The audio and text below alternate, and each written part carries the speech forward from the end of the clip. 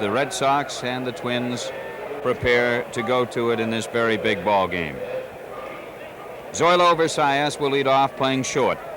For the Twins, Cesar Tovar will be at third base, batting second. Harmon Killebrew will be at first. Tony Oliva in right.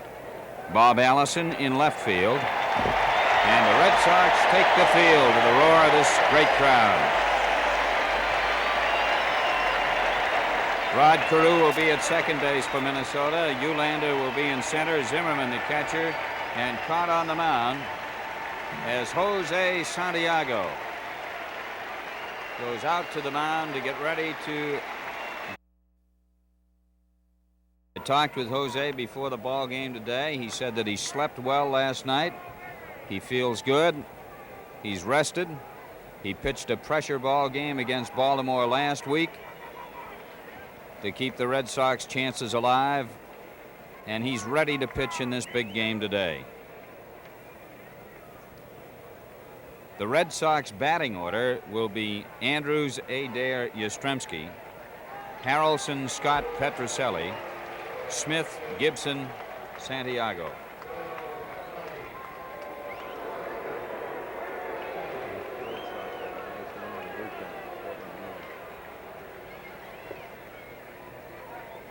Zoilo Versalles is batting .201, 6 homers, 50 runs batted in.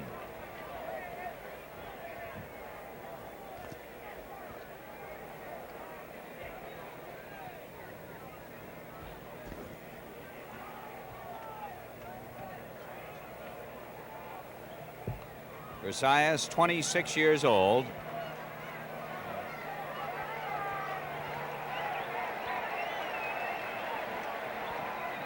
And here's the first pitch. Strike one.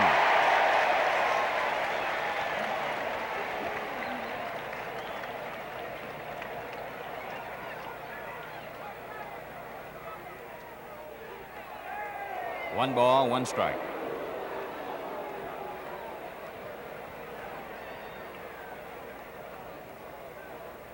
On deck, Cesar Tovar.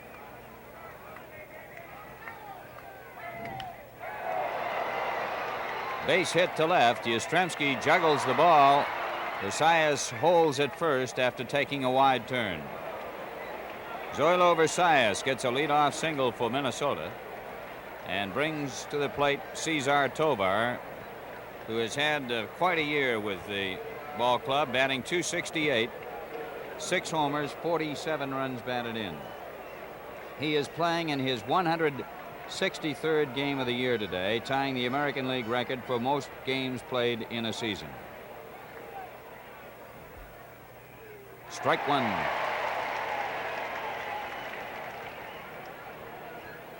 Tovar has been one of the top hitters for the Twins against Boston pitching this year.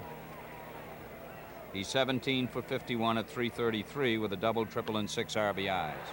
Fouls it back out of play. Strike two. We have here today some 125 newspaper men from all over the country. In addition to the regular facilities, as you see Killebrew on deck, they are using the auxiliary football press box out in right field. All kinds of Western Union machines and telephones have been set up in the press room up and back on the roof. 1-2 to Tovar.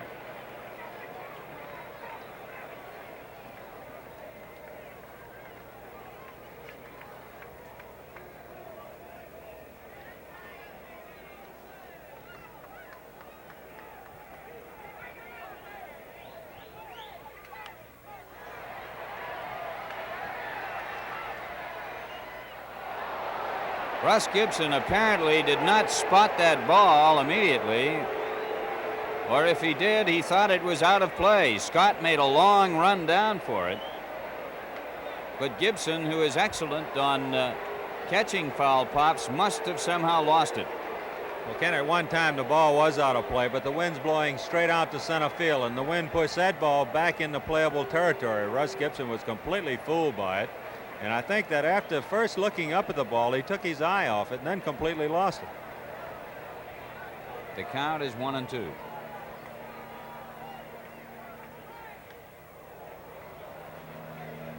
Two and 2 on Tovar. Coaching at third base, fiery Billy Martin of the Twins. And at first is Big Jim Lemon.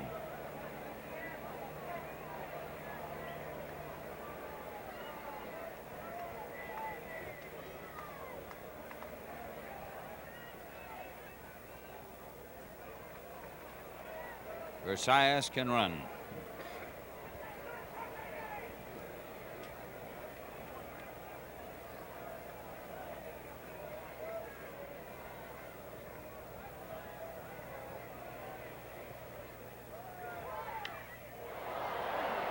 Reggie Smith is there. 1 out. Tovar flies to Smith. 1 out and 1 aboard. And now we begin to watch part of what will be a great personal duel this weekend, although knowing both men, it will not matter a great deal to either one.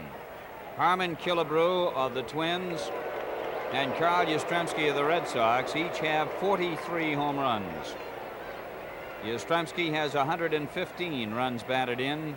Killebrew has 111. 4 back of him. Over the last 8 years, this fellow has averaged just over 40 home runs a season. You can see Jose Santiago motioning to his outfield. He's trying to get him to play straight away for Harmon Killebrew.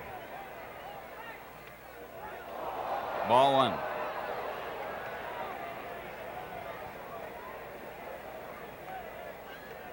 On deck now, Tony Oliva.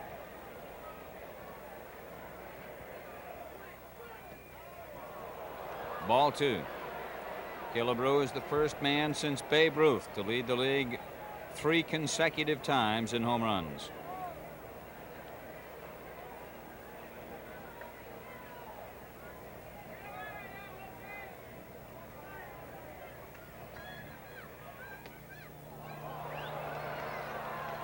Three balls, no strikes.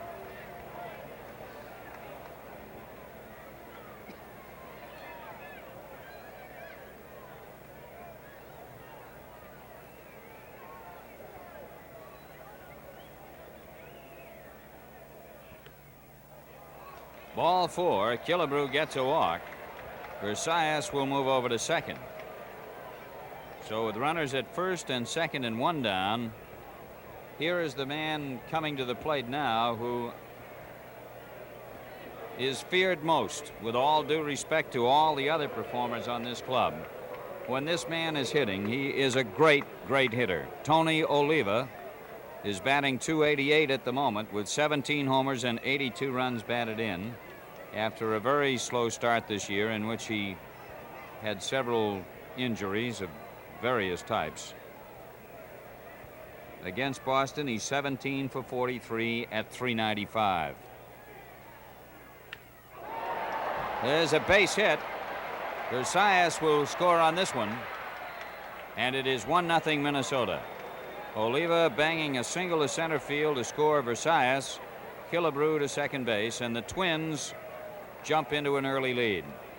Runners at first and second and 1 out. And right away, we're getting some stirring out in the Boston bullpen. Gary Bell has gone to work. Bob Allison is batting .257, 24 homers and 75 runs batted in. Base hit to left. Killebrew holding at third as Yastrzemski throws it into the plate. Bob Allison, with a clean single into left field, loads up the bases with 1 out here in the first, and the Twins ahead 1-0. And right here, Dick Williams is coming out. Versailles led off with a single to left. Tovar hit a high fly ball to Smith in center. Killebrew walked. Oliva hit the first pitch into center to score Versailles. Allison has singled, and the bases are full. And of course, this is the point of no return for Boston. If they do not win today, there's no tomorrow. as far as their pennant aspirations are concerned. So it's going to be a day when Dick Williams will not take much time in making decisions regarding pitching. Well, Ken, no doubt Jose Santiago is a little on the nervous side, and I'm sure that all other ball players out on the ball field are. Dick Williams, realizing this, wants to try and calm his pitcher down a little bit. Jose has been high with his pitches, and that certainly isn't the place that he wants to throw. He wants to get the ball down the lower part of the strike zone, but so far has been unable to do it. The pitch that Allison just hit was the hanging curveball. Oliva hit a high fastball. So now Dick Williams naturally wants to talk to his pitcher to get him to try and concentrate on the lower part of that strike zone where he can have better success. Rod Carew is batting .296. Lines it to Adair. No chance at second because the ball was hit so quickly that Andrews was not able to get over to second base for the possibility of the double play on Oliva. So Carew is out on a line drive to third baseman Jerry Adair, and it brings to the plate the center fielder Ted Eulander, who is batting .256. He has 6 home runs, 49 runs batted in.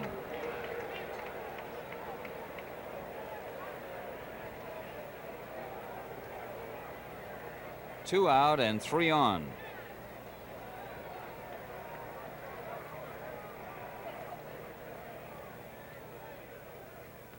Strike one.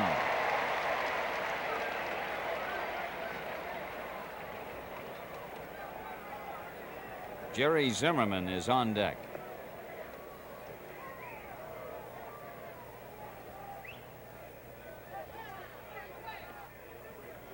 One ball, one strike.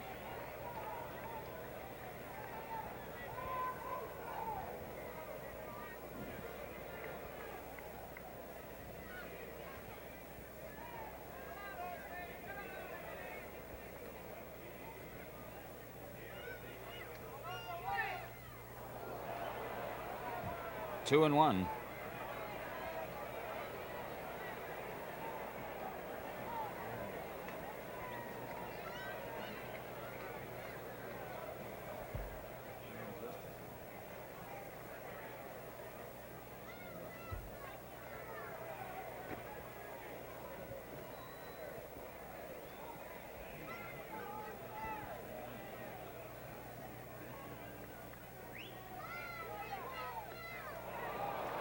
Three and one.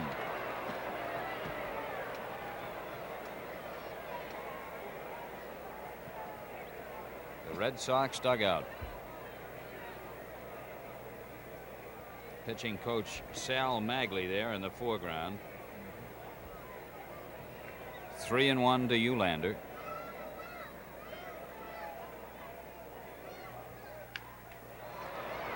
Andrews to Scott. The Twins in the first inning get a run on 3 base hits and leave 3 on.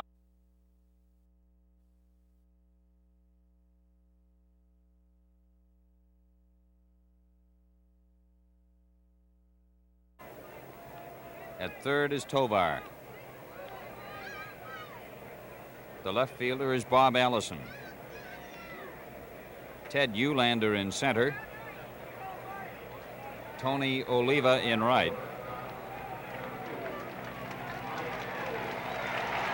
Zimmerman is the catcher, and leading off is Mike Andrews. Jim Cott shooting for a possibly unprecedented 8th victory in the month of September, all of them consecutive, which would tie Cott with Camilo Pascual and Dave Boswell for the most consecutive wins by a Twins starting pitcher. Andrews is batting .262. Ball one. Mike has 8 home runs, 40 runs batted in. On deck, Adair. Foul back. 1 ball and 1 strike. Well, Mel Parnell's been knocked out of the box before, but knocked out of the chair then. Cott is making his 4th start against Boston this year. Base hit.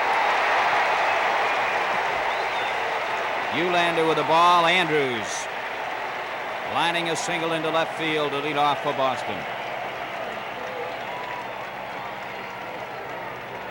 Cott is 1-0 against the Red Sox. He beat Jim Lonborg 2-1 on the 26th of June, with Al Worthington getting a save.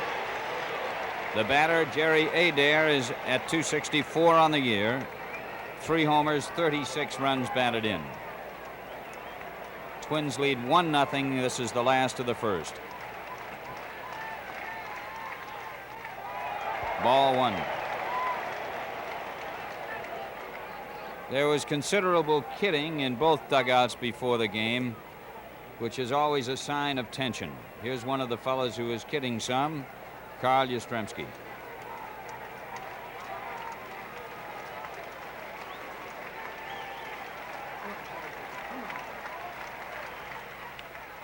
Foul is out of play, and it's 1-1 on Adair.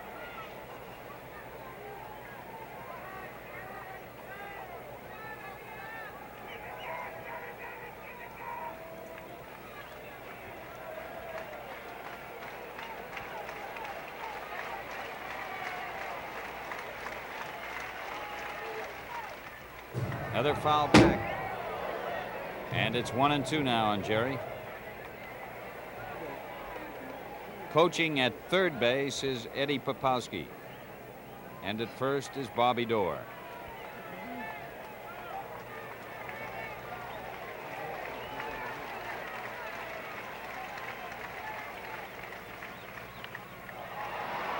Carew tags Andrews and then throws to first for the double play. Adair into a double play. And there are 2 men out in the last of the first. The Twins lead 1-0. And Carl Yastrzemski is up. 43 homers to tie Killebrew for the lead in that department. 115 runs batted in to lead the league there, and an average of .319 to lead the league there. Strike 1.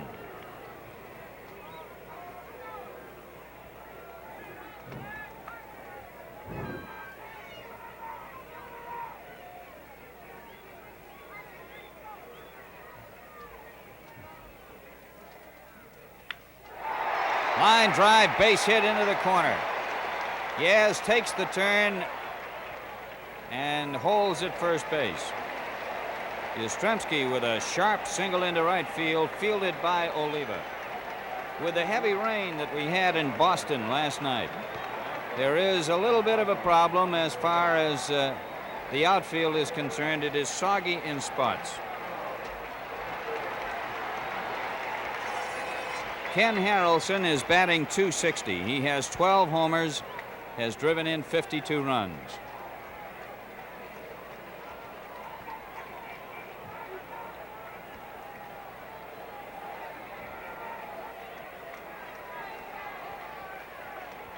Two out, Yastrzemski on first, 1-0 Twins.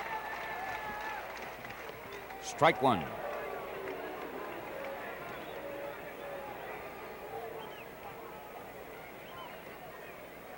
George Scott is on deck.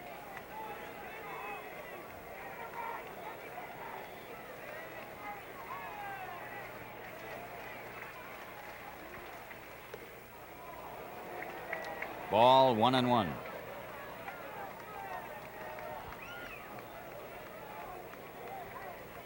Cott is 6'4", 225. He pitched 305 innings last year to lead the American League.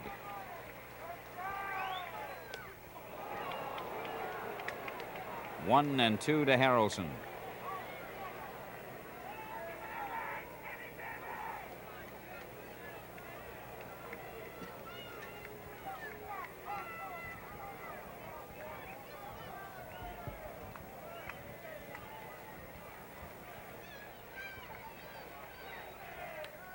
Foul back.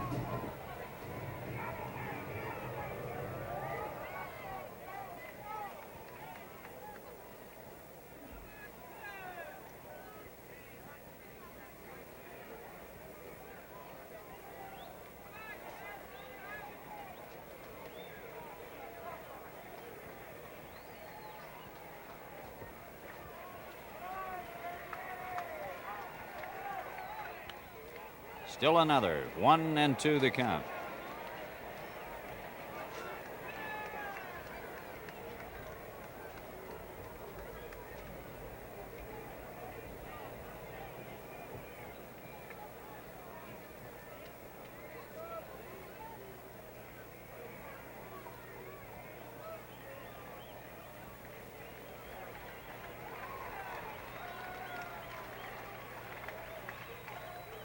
Got him with a curveball.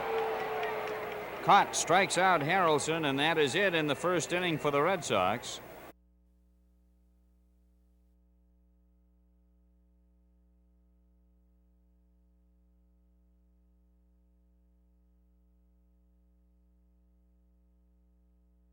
Is Jose Santiago.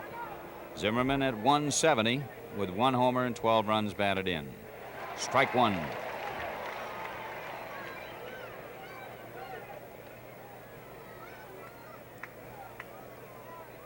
On deck is Jim Cott. 1-1.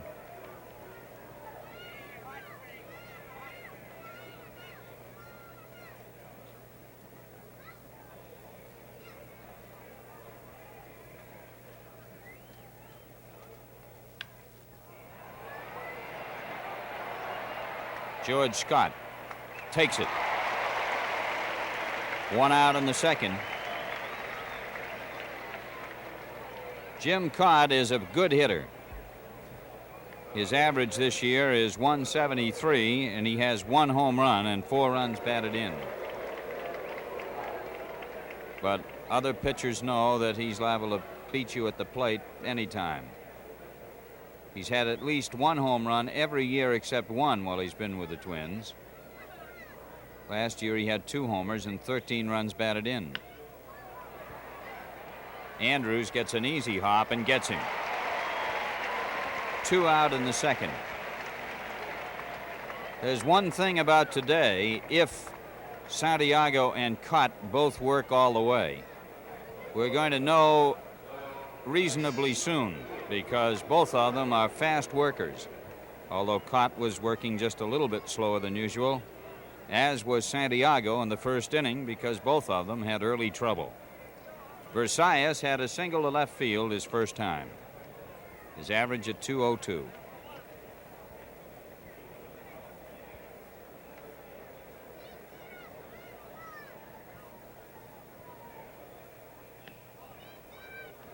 Ball 1. Now the California-Detroit game, where it's been raining all day, is underway. The first game of a doubleheader, and at the end of 1, the Tigers lead 2-0. 1-1.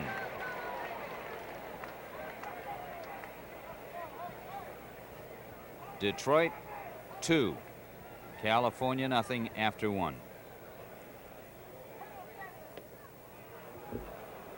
2-1.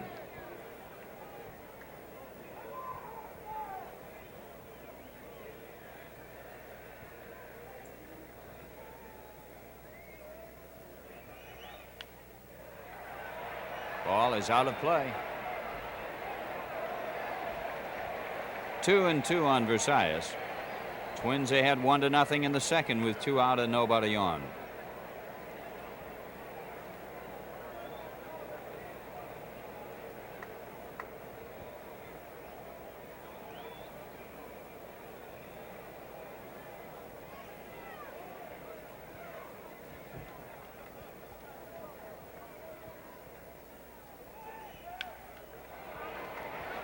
Petrocelli to Scott. The Twins go in order in the second.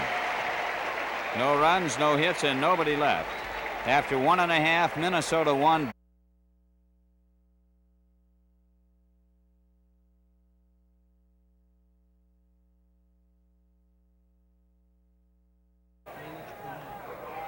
In that California and Detroit game, it is Lolich against Brunette, and the Tiger lead in the first inning came on a Willie Horton 2-run homer. 2-0 Tigers after 1.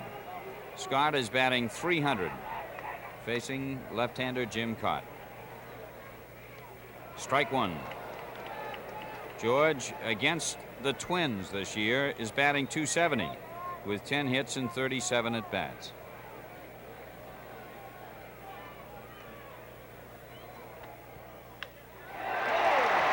Scott rips a single into center.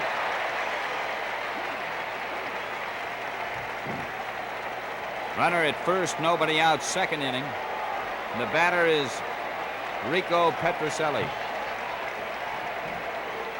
Yesterday, Rico was awarded the Underrated Player Award by the Bo Sox Club here in Boston. His average at .260, 17 homers, 65 runs batted in, .222 against the Twins.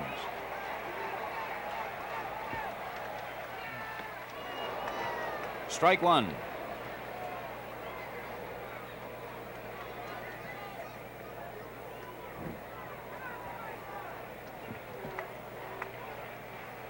Reggie Smith is on deck.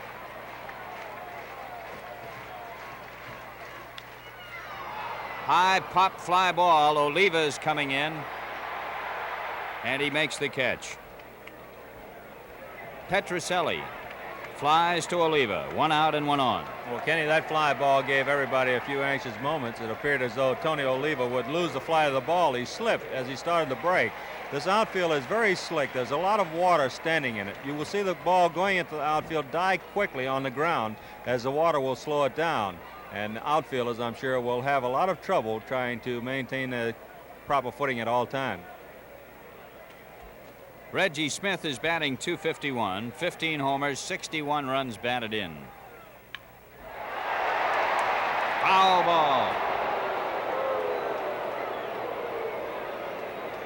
Cott has been leading off a lot of the right-hand batters with curveballs, and Reggie just ripped that one past Tovar. One strike.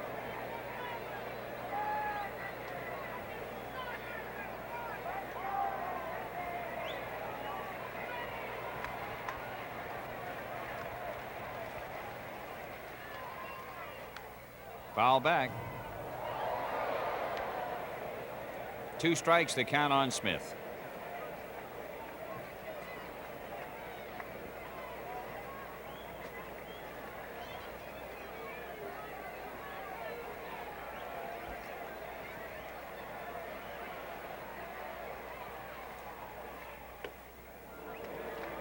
One and two.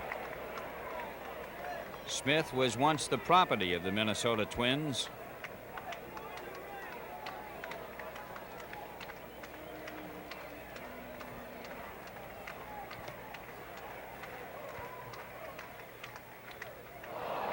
Foul tipped into the mid of Zimmerman, and Smith is out. The second strikeout for Cott, 2 men out. His control is always good.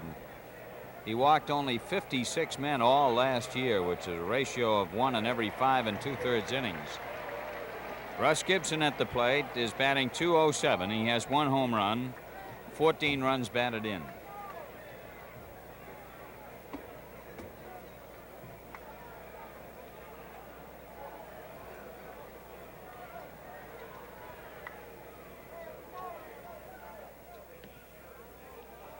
Ball one.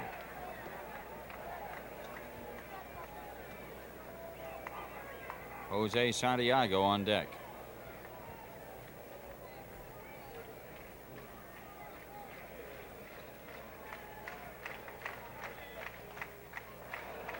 Ball two. Gibson looking down to third base coach Eddie Popowski.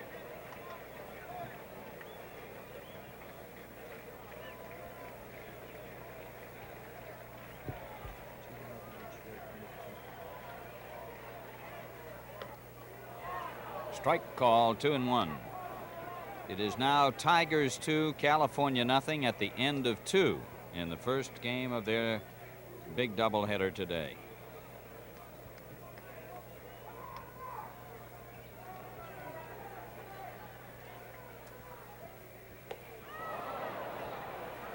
Two and two to Gibson.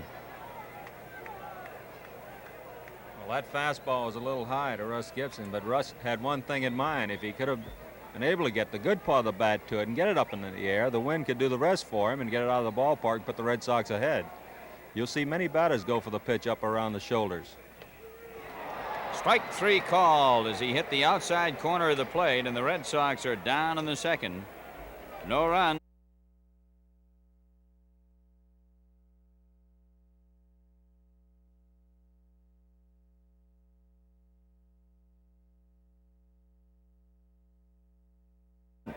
but Carew lined to third and Eulander grounded to second. Now we go to the third, and Tovar takes a call strike. Tovar batting .268.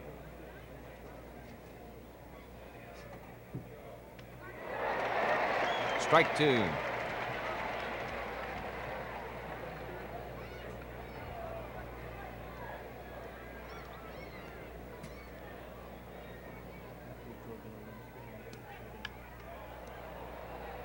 Foul ball out of play. Word from Detroit now is that Eddie Matthews has driven in a run. The Tigers are leading 3-0 in the last half of the third. Kenny, this fellow at the plate has a chance of breaking American League record tomorrow if he plays in tomorrow's game. 1-2. He will have played in 164 games in this 1967 season. Although the schedule runs 162 games, the Twins have had 2 ties and the games have had to be replayed. Tovar has played in all of them, so he will set a new record by just getting in tomorrow's game, whether it's as a batter, pinch runner, or any type. So this fellow has one big thing looking forward to him tomorrow, to get his name in the book. Well, he's a great little ball player, Mel. He certainly has helped this club in a lot of ways, in a lot of positions. George Scott has it. 1 out in the third as Tovar pops up to the first baseman, Scott. The Twins lead 1-0. The batter is Killebrew. Harmon had a walk in the first inning.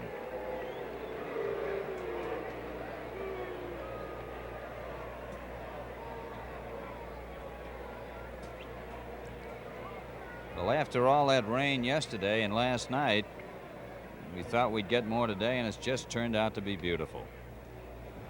Ball one.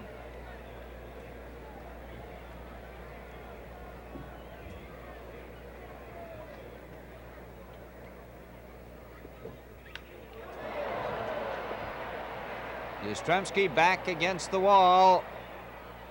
It's off the wall, and into second base goes Killebrew. We had to wait on that one, and Carl did too, because Harmon hit it way up in the air, and he winds up at second with a double, with 1 out in the third. Oliva, the last time, jumped on the first pitch and lined a single into center field to drive home the only run of this game. Now, with 1 out in the third inning, he has Killebrew on second. His average at .289.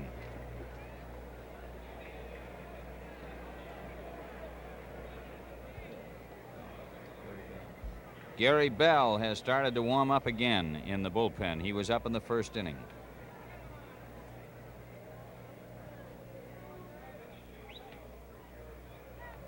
Ball one.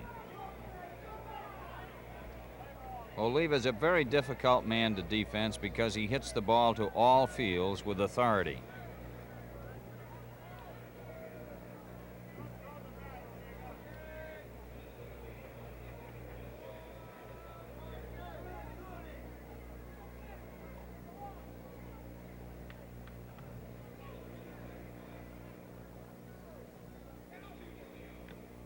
Foul tip to the mid of Gibson, 1-1.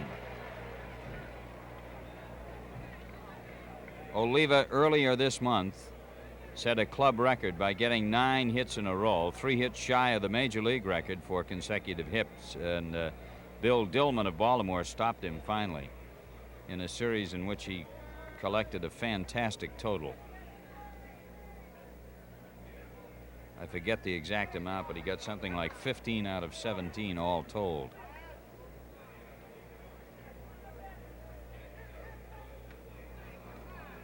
Two and one.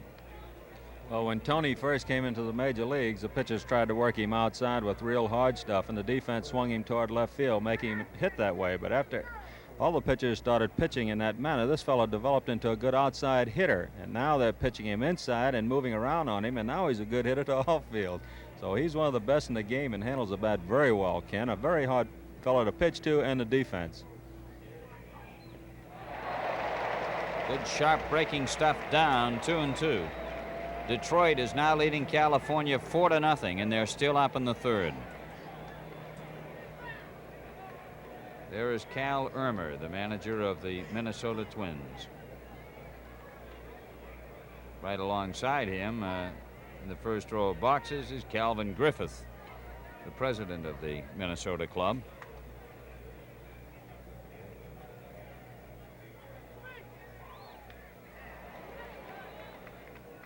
Two and two.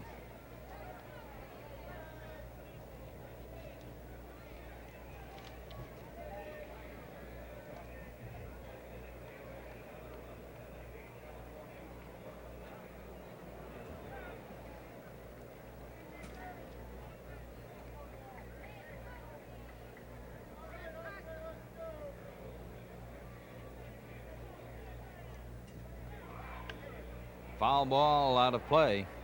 Count still 2 balls, 2 strikes. There is 1 out in the 3rd inning. Harmon Killebrew is the runner you see on second. The Twins have a 1-0 lead.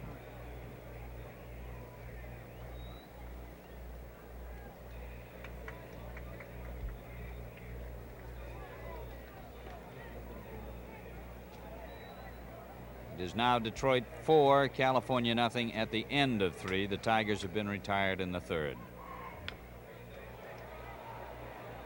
Foul ball.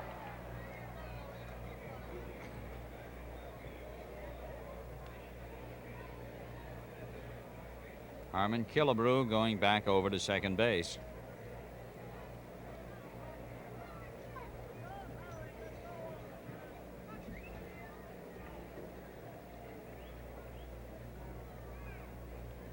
Oliva is only 25 years old. He's won 2 batting championships in a row in 1964 and 65.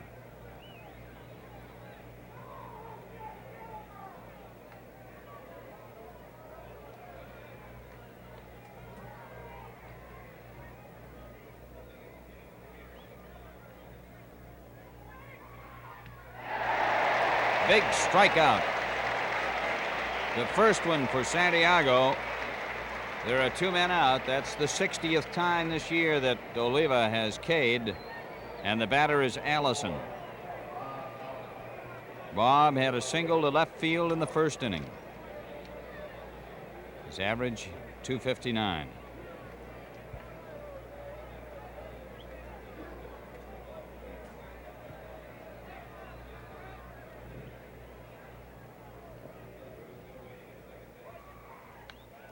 Foul back upstairs. Last year, Allison batted .220, so he's come along strong, picking up almost 40 points this year.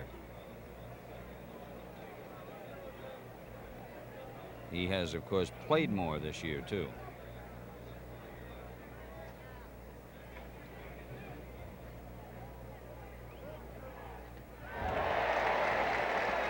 Two strikes. Twins have a 1-0 lead. 2 out, a runner on second. We're in the 3rd.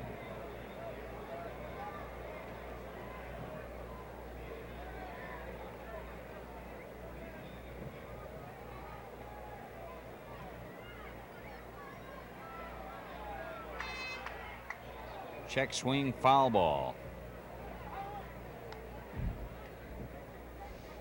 Jim Lonborg was the man who fielded that one. He's charting the game down there on the far end of the Red Sox dugout.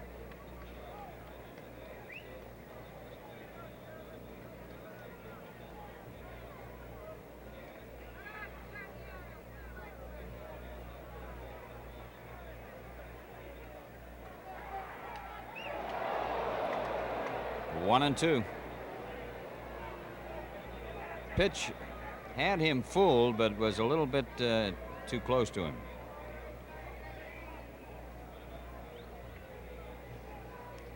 Well, it was a good choice of pitches for Jose Santiago to use to Allison. His second pitch to Allison was the same pitch off the side, but the breaking ball. So this time he went with a fastball, moving it in on Bob Allison, and that had him fooled. The only thing was off the plate. He's out with a runner at second and 1 out in the 3rd. Jose Santiago strikes out Oliva and Allison.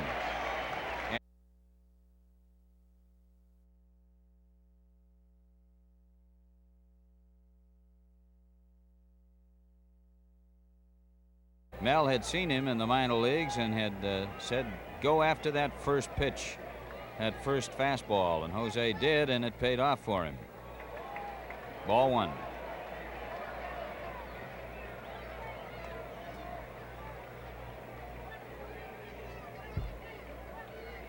Jim Cott pitching.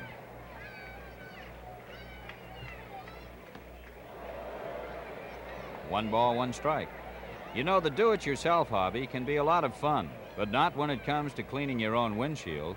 And that's why Atlantic Red Ball dealers always clean the windshield without being asked, and they do it for every customer every time. 1-2. Cott this year has come on strong over the second half. At one point, his record was 2-9.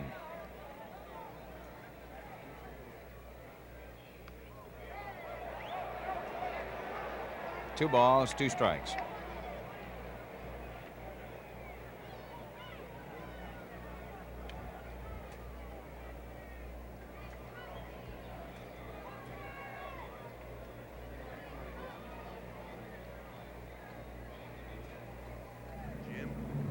He was raised in Roxbury, and he graduated from English High, but he went to school in Vietnam. 3-2. The two twin pitchers scheduled in this series, Cott and Chance, have a few things in common. They both won 20 or more in a single season and have both earned title Pitcher of the Year in the American League. So has Jim Grant of their staff.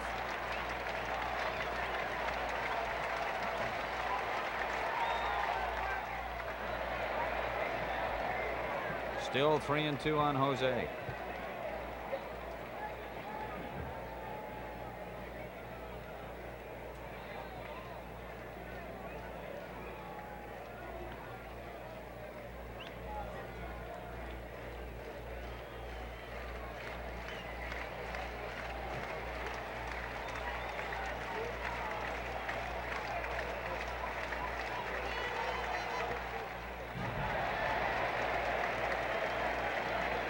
Santiago battling Cott.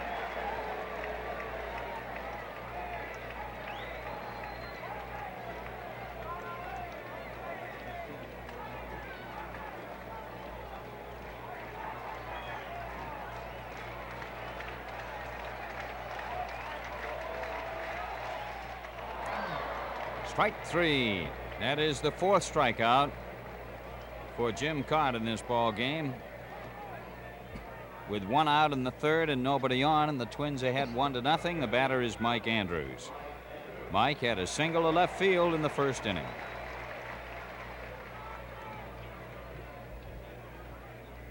The catcher, Jerry Zimmerman, has a conference at the mound with Jim Cott. Andrews batting .263.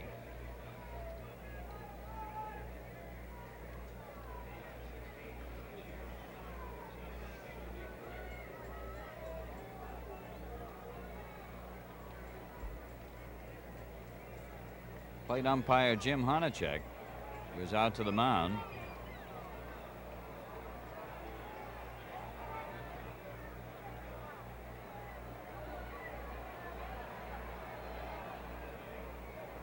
And Cott is going to take a couple of warm-up throws, which would indicate that maybe something's bothering Jim, Mel. Yes, it appears that something has gone wrong. He may have hurt himself on one of his pitches, and as he's taking these two warm-up throws, seems to be gritting his teeth, and that certainly isn't a good indication from the Twins' standpoint. He's a fierce competitor, Ken. This fella is one of the real battlers on the mound, and the ball players in the American League will tell you that Jim Cott doesn't beat himself. You have to go out and beat this fellow. Well, he was hit by a ball, Mel, in his last start in one of the games that was carried here on radio. And this looks more like it might be up. He got hit on the hand, as I remember, and this looks more like it might be elbow trouble just from the way he's throwing. Well, I noticed a little funny reaction Jim caught it on the 2-2 pitch to Jose Santiago, Ken, and it's quite possible that something could have happened on that pitch. He made some funny movements after turning the ball loose as though something was bothering him, something hurt him. He could have pulled his arm. You notice just then he kind of tilted that left shoulder, and he's trying to loosen his arm some. So he must be bothered by something.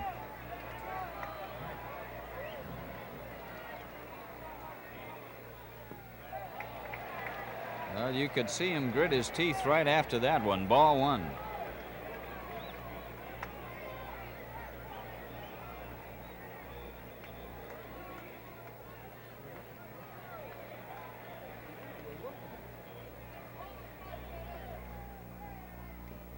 Ball two. And now Cal Irmer's coming out. In this particular situation, because the first time he came out, Jim Honachek more or less brought him out, I don't think it's automatic that the pitcher would have to come out. In any case, Jim Perry has started to warm up in the bullpen, and the trainer, George Lentz, is out there along with Cal Irmer. And there is Perry warming up. You know, if a manager, of course, goes to the mound twice in an inning, the pitcher automatically comes out, and they're going to make the change in this case, as obviously something has come up to bother Jim Cott, and it looks like it's his elbow. So he leaves after going 2 1/3 innings. He has allowed 3 hits and no runs. He cannot be the pitcher of record in this ball game because he did not go 5 innings. So the Twins left-hander is leaving.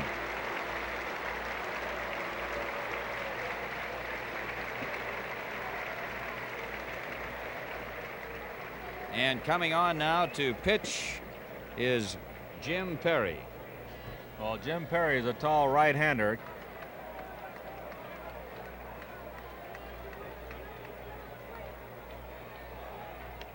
Ball 4.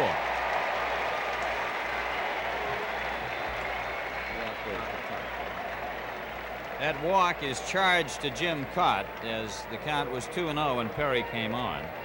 And that would be the only walk charged to Cott. So with 1 out and 1 on now in the third, and the Sox down 1-0. The batter is Adair, who grounded into a double play in the first inning, batting .263.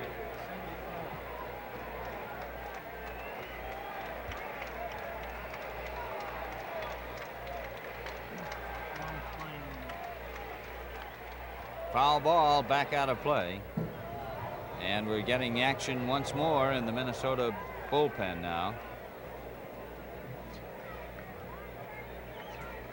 Right-hander Ron Klein is loosening up.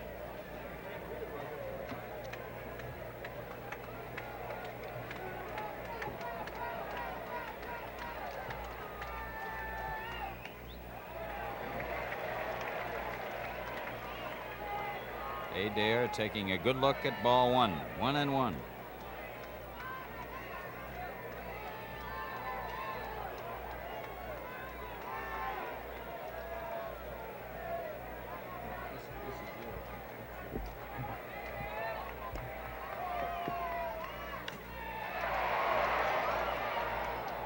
Foul ball out of play. See those stats, man.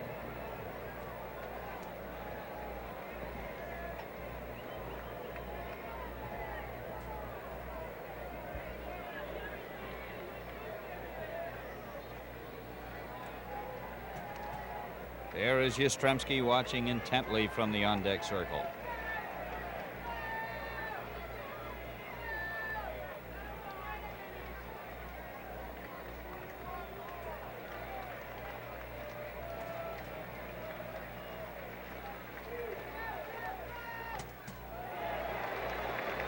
Two and two.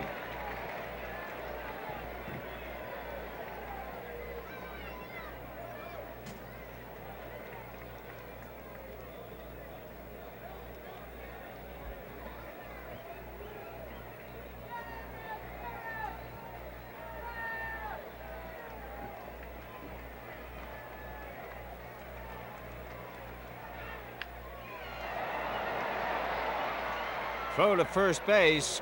Good grab by Killebrew. Adair is out, but Andrews, who is off with the pitch, goes to second. So with 2 men out and a runner at second, Carl Yastrzemski comes up. Against Cott in the first inning, he lined a savage single into right. His average is .320.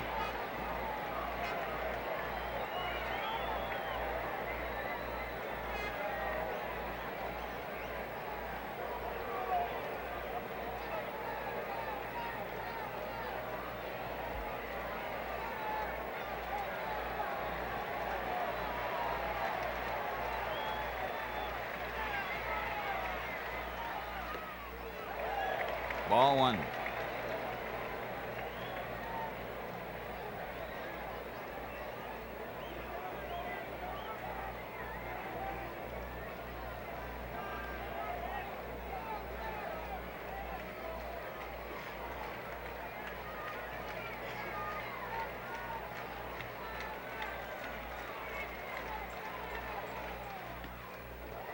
Ball two.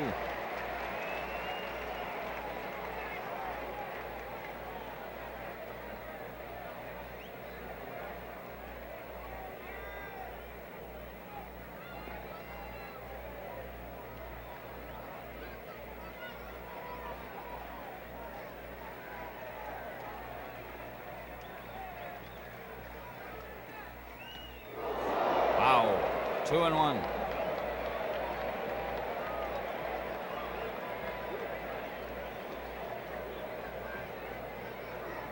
Call was looking for the long one there. He swung a little too hard at that one, and in doing so, he jerked his head and it took his eye off the ball. That pitch probably looked real big to him, Ken. It was right through the middle of the plate, and realizing that that wind's blowing out, he was going for the long one.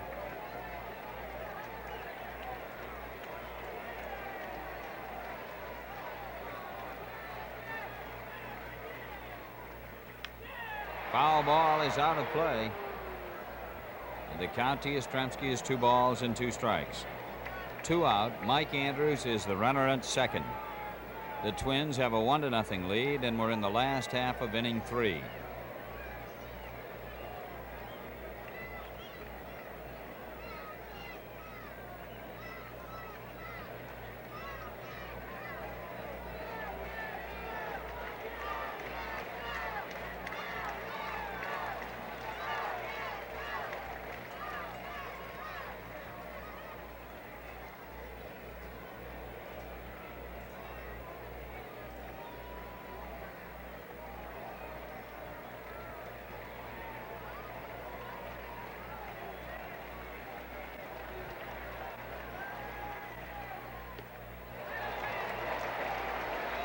Three and 2.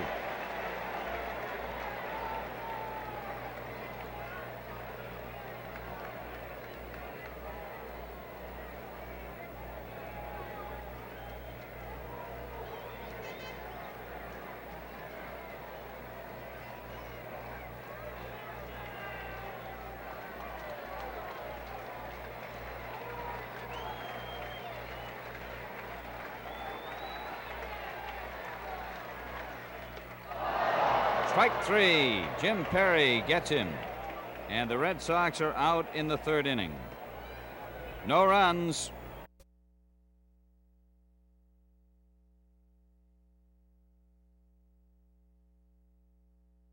Twins ahead 1-0. Only have one more hit than the Red Sox.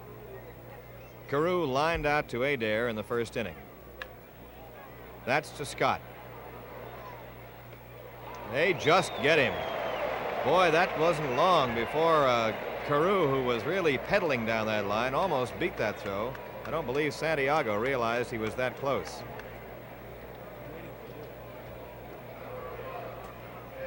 Here's Ted Eulander, the center fielder, who grounded out his first time, hitting .255.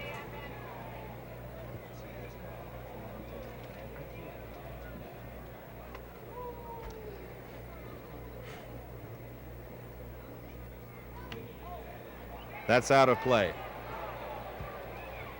While it's out of play, why don't you light up a white owl, bringing you baseball here White House Cigars, your hosts.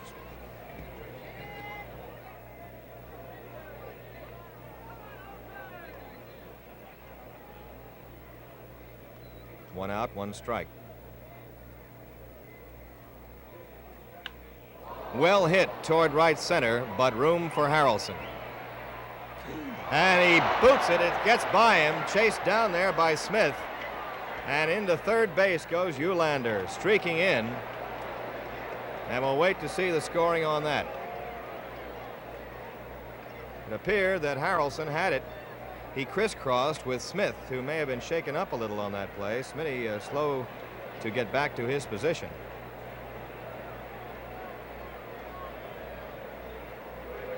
It goes as a triple.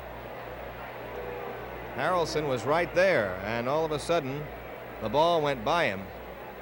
As Smith came on, it might have been, Mel, that Harrelson heard Smith coming and shied away at the last moment. Yes, it seemed as though he did shy away a little bit, Ned, and the ball hit Reggie up somewhere around the throat, or either on the face or just below the neck a little bit. And he shook it off, and he's back out in center field. The Twin bullpen jumped up quickly to see how badly he was hurt. But Reggie wants to play. He's battling it all away. He stays right in there.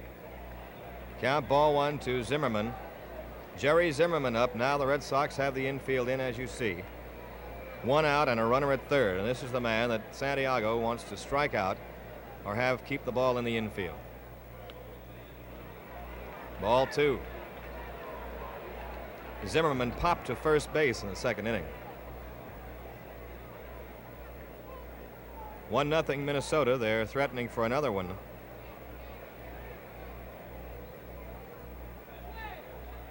Ball three. 3-0 to Zimmerman. And the pitcher up next. Santiago has fanned a couple. He struck out 2 in the third inning. Now he's in trouble. Gets his strike right in there. 3-1. Trouble not entirely of his own making. There was a fly ball that was playable, but apparently got into the sun. Got past Harrelson's glove and hit Reggie Smith.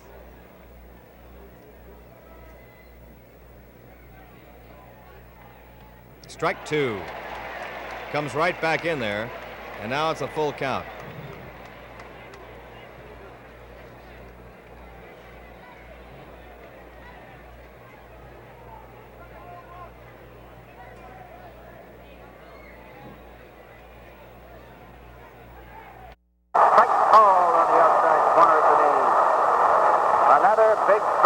For Santiago, his third of the game, and they have all come in key positions. Now with 2 out and a runner at third, and the Twins ahead 1-0, Jim Perry comes up. When Perry first came to the majors, he was a very poor hitter.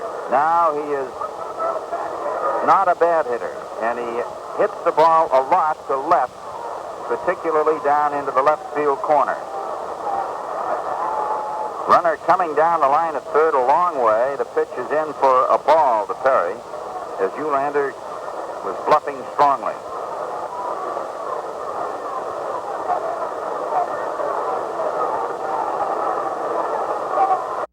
Trying to rattle Santiago. Yes, and he's a fellow you have to watch closely, Ned. He's a good base runner, very quick. And this fellow wears a size 14 shoe, but has a lot of speed with those feet. 1 ball, 1 strike. It's a lot of foot, isn't it? How in the world can you get a lot of speed with a foot that big? Well, he has it. Believe me, it's unbelievable. This fellow runs very good. Could use it, I suppose, on the canoe as a paddle. But he does run well. He's fast. He can go get him in the outfield with those 14s. 2-1.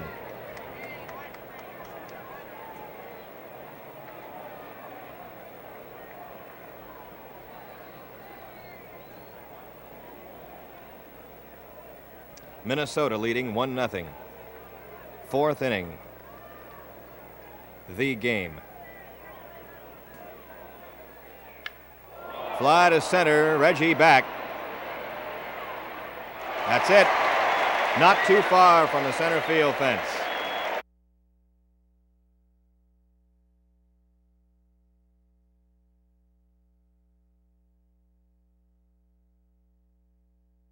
So here we're ready to start the bottom of the 4th inning, and Kenny Harrelson's at the plate. Ned Martin comes back to tell you about it.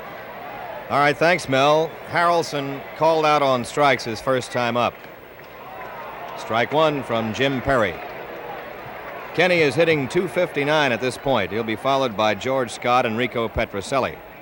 Minnesota has a 1-0 lead. They got it in the first inning.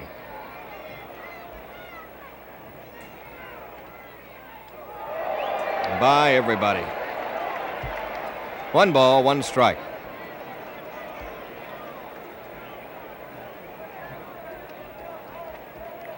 Twins got 3 hits in that first inning, a single, then an out, then a walk and a single by Tony Oliva.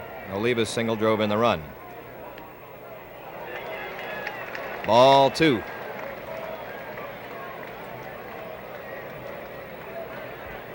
Perry on in relief of starter Jim Cott, who was forced to leave, and something popped in his elbow as he pitched to Santiago in the 3rd inning.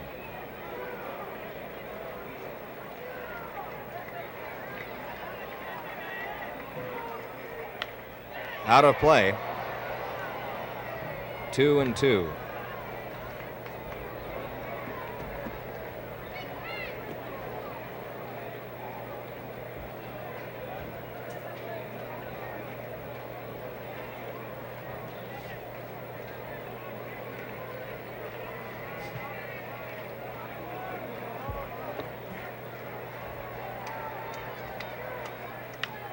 To right field, it is curving and it is foul. Toward the pole, but deep into the crowd there, and the count is 2-2.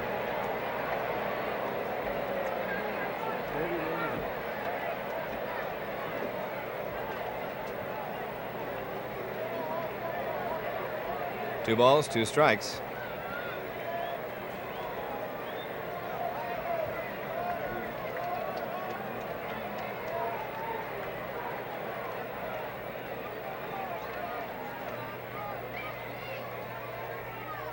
Here it comes. Thanks a lot. Well, that almost wiped out the whole crew right there. I thought that was one I was going to swallow. Had to get away from that one. What are you grabbing me for, though? Just trying to make room. Well, we almost had it, boy. That would have made history. Ken would have had to do a simulcast after that one.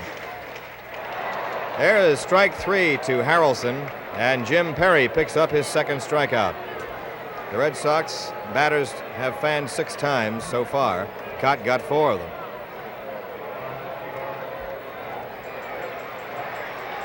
George Scott up.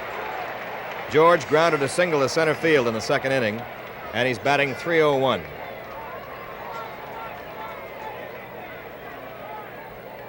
Halftime score in college football: Southern Cal 14, Michigan State 17 at the half. Fastball that time.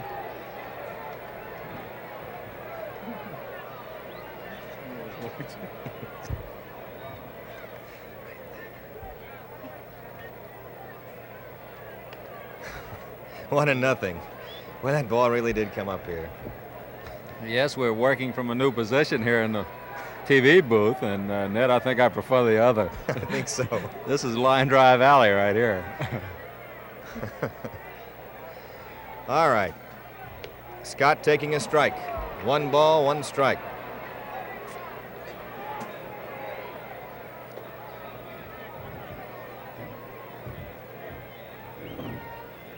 Minnesota has 1 run, 5 hits. The Red Sox, no runs, 3 hits.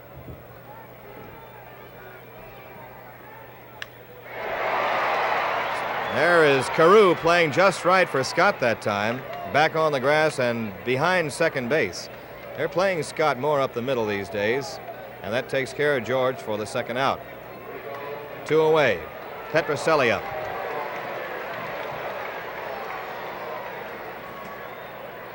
Rico flied to right in the 2nd. He's 2 for 8 against Perry this year. Overall, he's hitting .260 on the season at this point.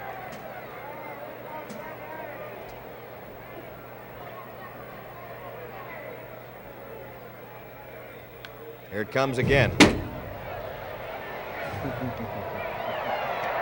That took care of our floor man.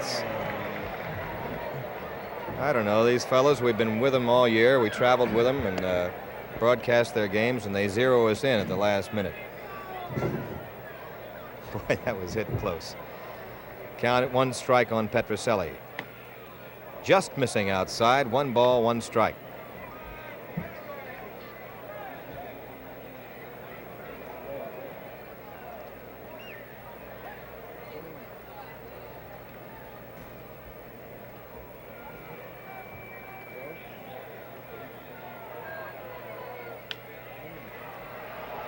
That's a foul ball.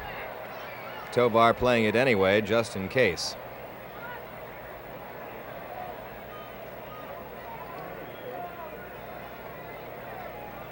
Rico will come back, and the count will be 1 ball, 2 strikes. Well, tomorrow's starters have been named: Jim Lonborg for the Red Sox, Dean Chance for the Twins.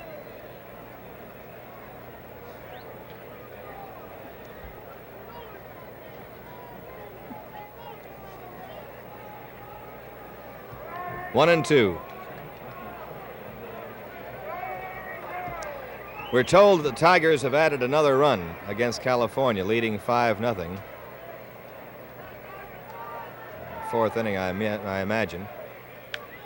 Foul ball, playable. Killebrew after it. That's all, and Jim Perry has retired 5 batters in a row since coming in.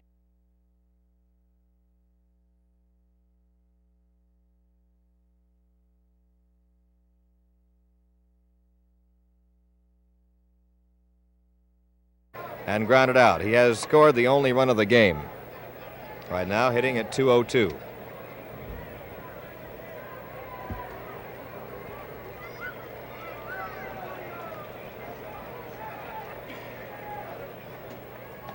Strike.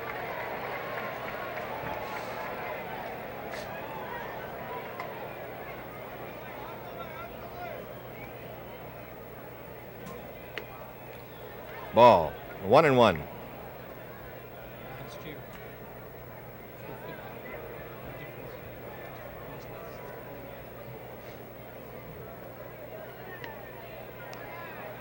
And the count is 2 balls, 1 strike now to Versailles. Most valuable player in the American League in '65. He hit .249 last year, so he has dropped nearly 50 points in his average this season. 2-2.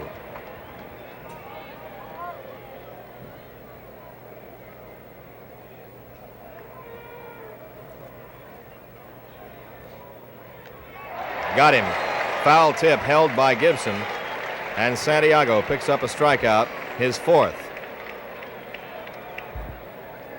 1 away in the 5th. Tovar up. He is flied to center and popped to first.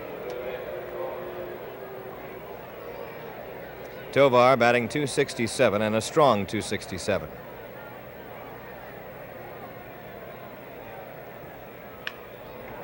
Adair to Scott. 2 away.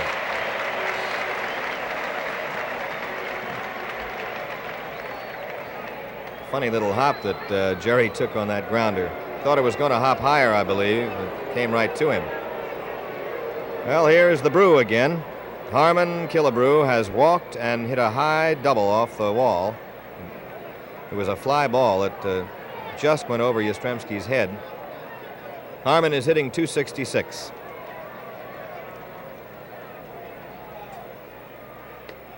Ball 1.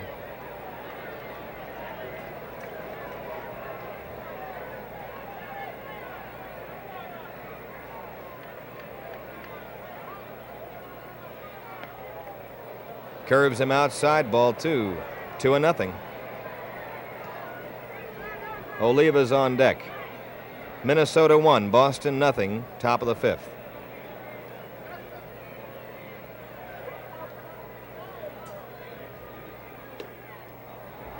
Over but high, ball 3.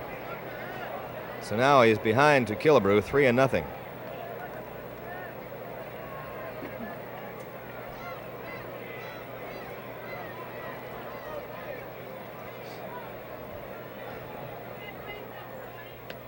Strike curved him 3-0. Yes, they did, and it's a good thing he did, Ned, because Harmon Killebrew had the hit sign. He was going for it if he would have gotten a fastball, but getting the curveball, he had to take the pitch. Has a good rip, and it's now 3-2. Santiago has been effective this afternoon with that sidearm pitch. Either the curve breaking away or a sidearm fastball that would tail in.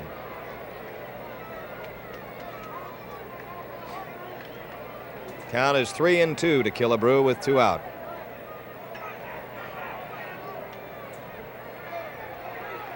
Got him. Hey, look at Killebrew beeping. He hardly ever talks to an umpire, but he is really mad about that one. He is out of there, and Santiago has a strong 1-2-3 inning.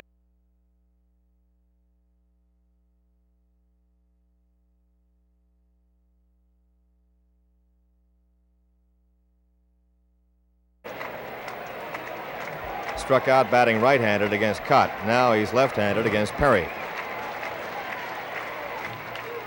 Out of play, strike 1. Smith right now is hitting .250 on the season.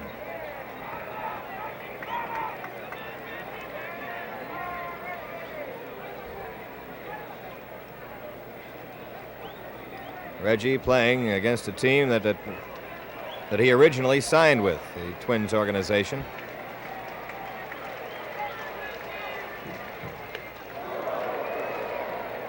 One ball, one strike.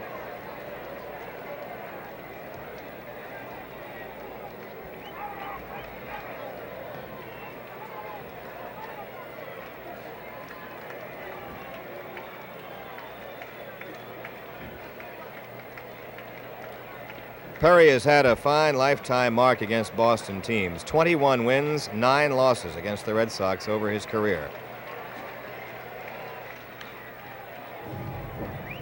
Count is 1 ball, 2 strikes.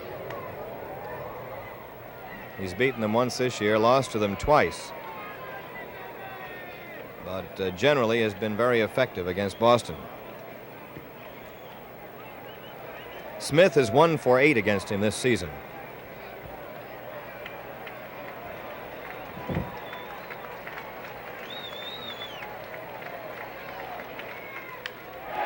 Well hit to left center. That's going to be in there. Extra bases picked up by Eulander. Double for Reggie.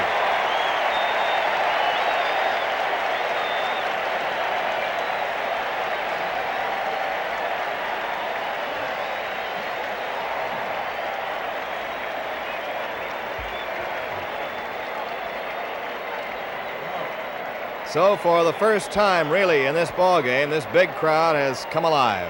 They've been waiting to explode all afternoon. And now the Red Sox have a runner at second with nobody out and Russ Gibson up.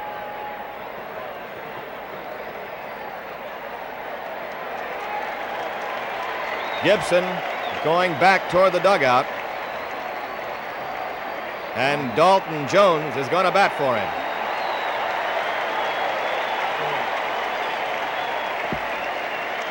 Here he comes. Kid from the Bayou country who's been the best pinch hitter on this ball club for 2 or 3 years. As Dick Williams, knowing this is the game, realizing you got to win it, is not going to stay too long with too many people. Jones coming up right now. Well, there's a good percentage move going with the left-hand batter at this time because manager Dick Williams wants Dalton Jones to pull the ball toward right field. In the event he should hit a ground ball to the right side, Reggie Smith could then move over to third base and would be in position to score on a fly ball. Dalton Jones on the year, hitting .279. 3 home runs, 25 runs batted in. And against Perry, Jones is 1 for 2 this season.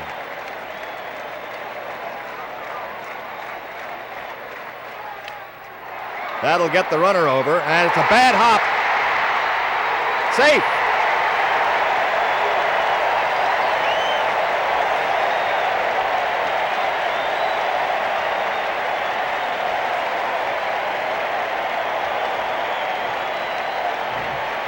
It goes as a base hit for Jones.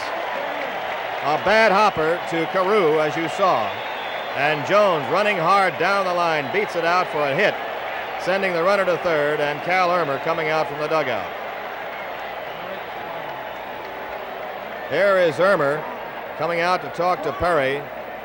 They've got double-barreled action in the Twins bullpen.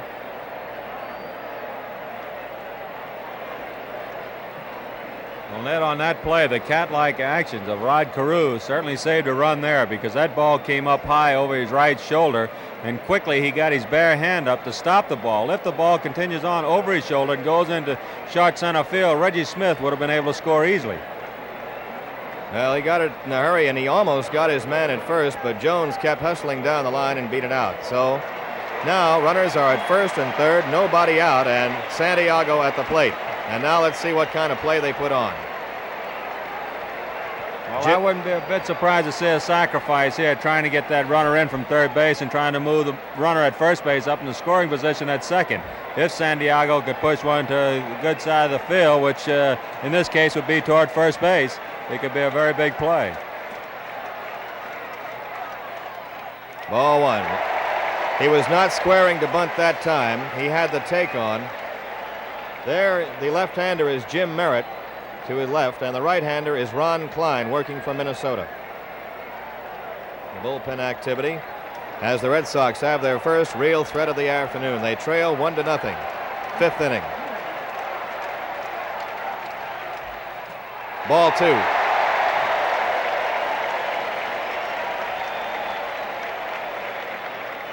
So now the count is 2-0 to Santiago. Smith is at third and Jones at first.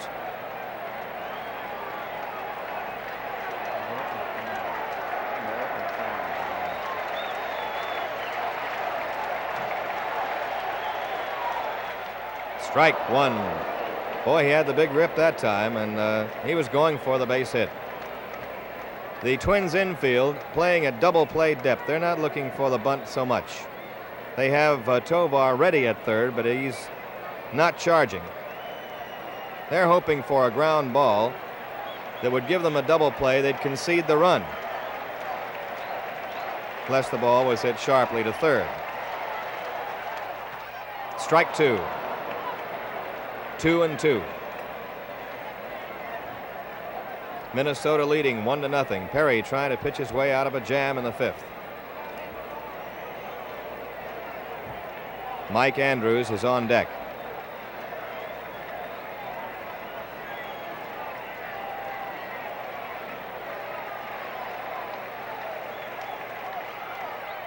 Strike three.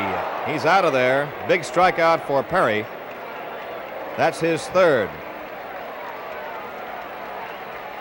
And now it's Mike Andrews, who has singled to left center and walked. That was against Cott.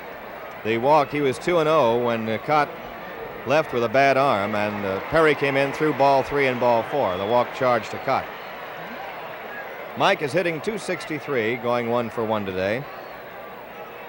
And he has a shot to tie up this ball game or send the Red Sox ahead.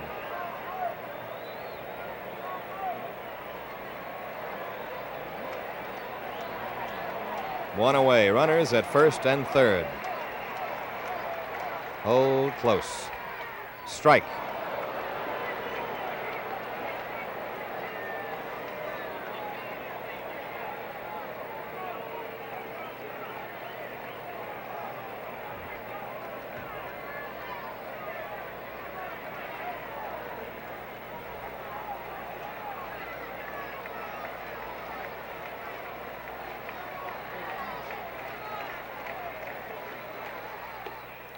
Ball one. 1 ball, 1 strike. Boy, this has been a tingler. 1-0 Minnesota. How many moves in this game? How many pitches? How many balls and strikes and hits will be rehashed time and time again this winter in at least 2 cities? Out of play. And now it is 1 ball, 2 strikes. Each team has 5 hits in the game. The Twins have 1 run. It's the kind of game you want it to be, down on a do-or-die basis. It's the kind of Game that you like to see in the playoff or in a World Series. Close. Tough. Strike 3 call, and again, Perry threads the needle on that outside corner, and for the second time gets a Red Sox batter with a bat on his shoulder. 2 down now, and it's up to Adair. Jerry twice has grounded into the infield, once into a double play. Well, here's been Mr. Clutch for quite a few times this year. This is the 5th inning, but the Red Sox have their biggest chance. Runners at first and third. Adair hitting .262. That's going to be looping out there, in there for a base hit. Ties up the ball game. 1-1.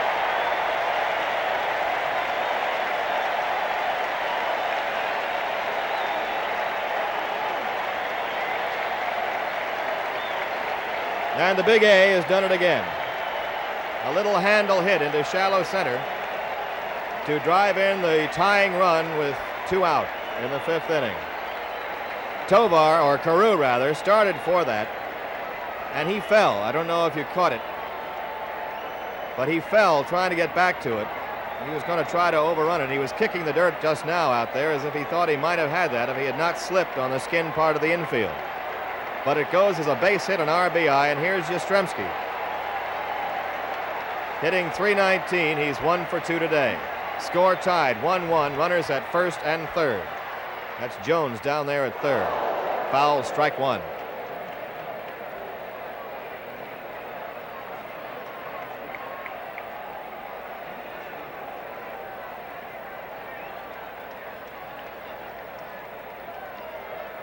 So that toe hit from Oklahoma figures in another score for the Red Sox. Adair at first. Jones got over to third, running with 2 out.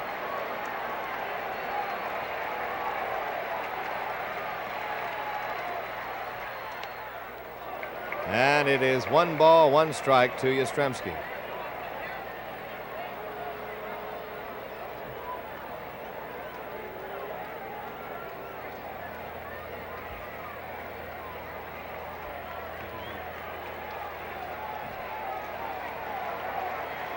Perry pitching to Yaz.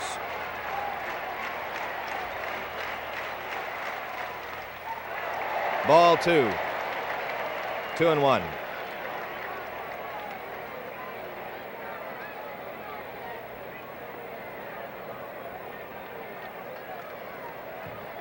Well, a game that a lot of the writers play every once in a while. Who would you rather be? Jim Perry or Carl Yastrzemski right now? Well, they both have their hands full at the moment.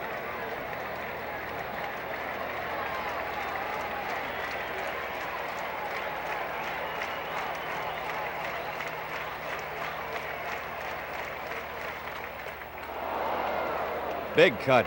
The count is 2-2 to Carl. As he has said in the past, the last couple of weeks, every time he's gone up, he's gone for the big one, the home run. Well, Jim Perry has gotten away with the high pitch to Carl so far. However, if Carl catches hold of one, he'll never get it back. That's the one Carl likes, and that's the one he gets his long ball on, and he can easily hit it into the center field seats if he gets hold of one of those high pitches. He's had 2 home runs against Perry this year. Time call. And out at first base, there's Bobby Doerr talking to the base runner Adair.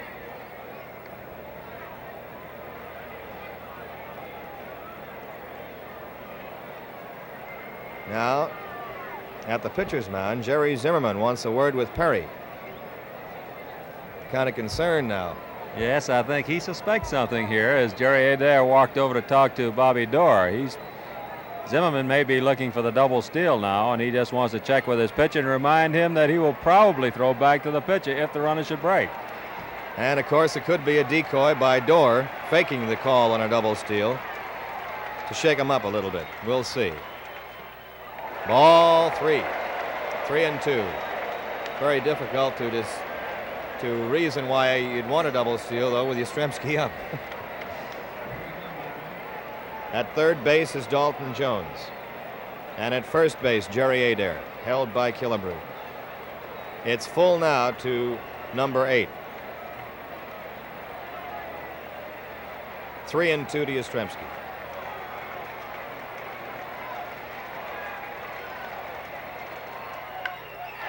That's nice stop by Carew. No play. A run scores. It's 2-1.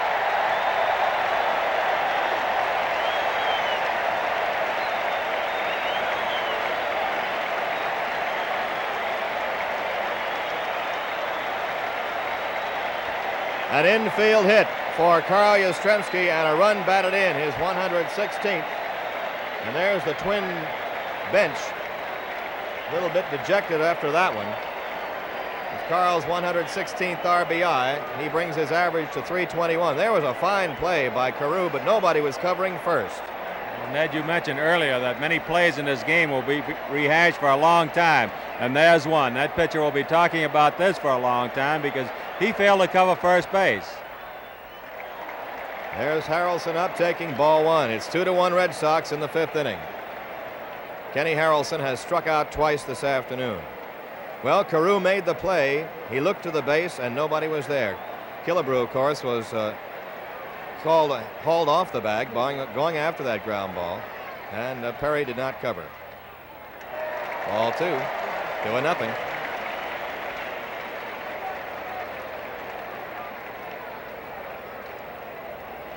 Cal Irmer, Twin manager, deep in thought right now. Red Sox have gone into the lead for the first time today.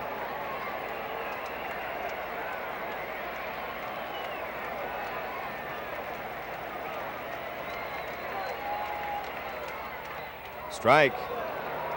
2-1. Adair at second. Perry has given up 2 infield hits in this inning, along with a single to center by Adair, a looper. The only really solid shot was the double by Reggie Smith.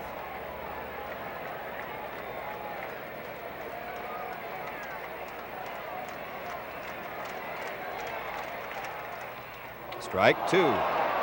2-2 to Harrelson. Adair at second base, Yastrzemski at first, 2 out.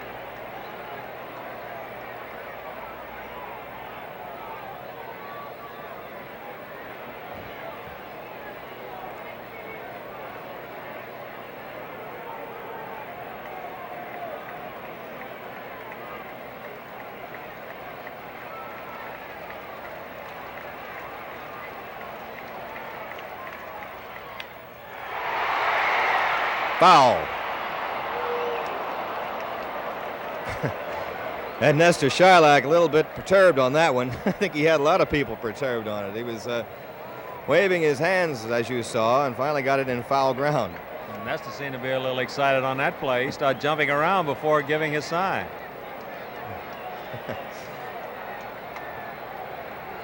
Well, it goes as a foul ball, and it's 2-2. Looked like a college cheerleader about to give the 3 cheers and a locomotive. 2-2 to Harrelson, 2 out, 2 on. Red Sox 2, the Minnesota 1 in the 5th inning.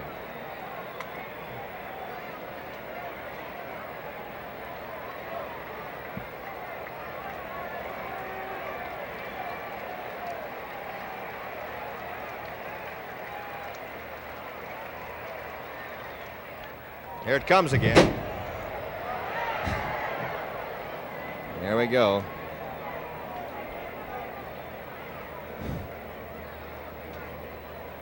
Feel like you're hitting the beach up here. All you got to do, Melvin, is just dig a little bit.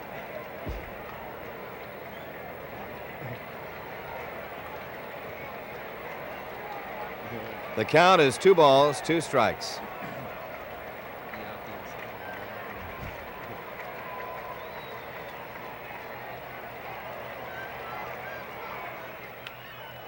Very high and in foul.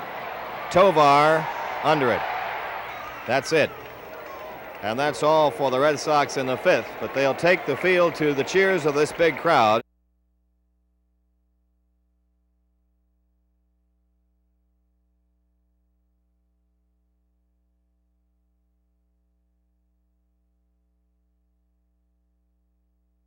The top of the 6th at Fenway Park. Boston leading 2-1. Oliva's hitting .289.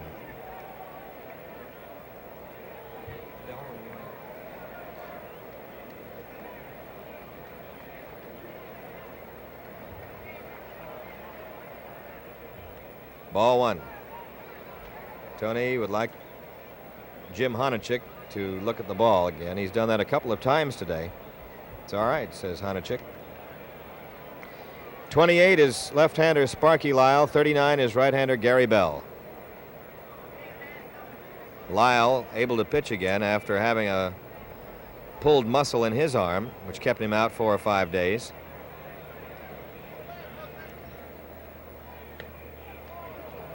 2-0.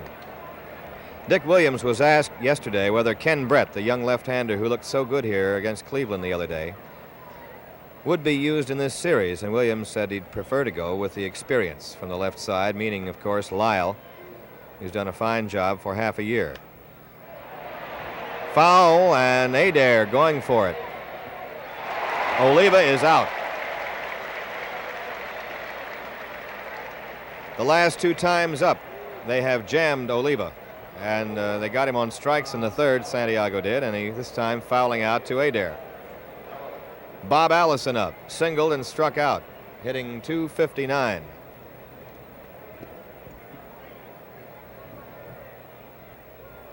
Ball 1.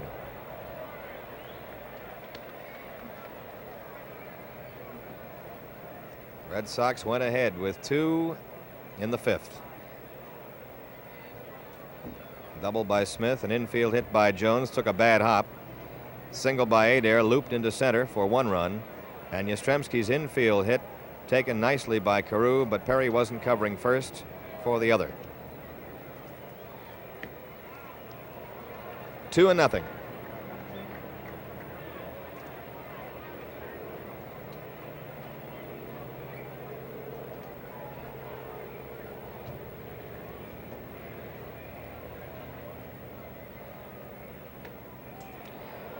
That's the first pitch that Allison has gotten inside, and it was bad enough to be ball 3. He didn't want to make it too good on the inner half of the plate.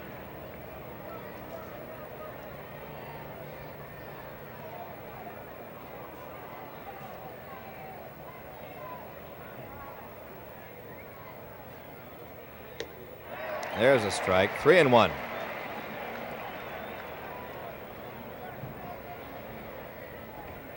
Detroit leading the Angels still 5-0 in the 5th inning in their first game.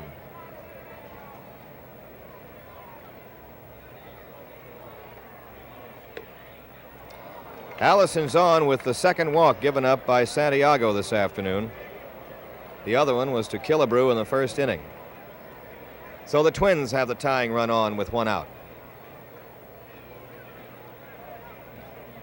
Rod Carew at the plate. He has lined to 3rd and grounded to 1st. Hitting .295. And also a very prime contender for Rookie of the Year honors in the American League. Ball 1.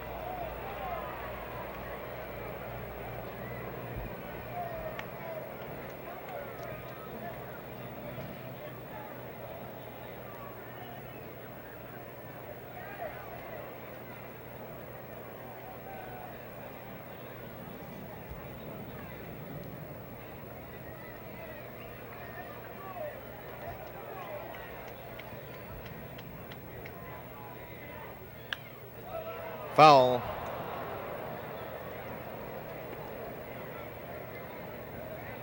She had a big puddle down that right field line that they weren't able to get all the water off.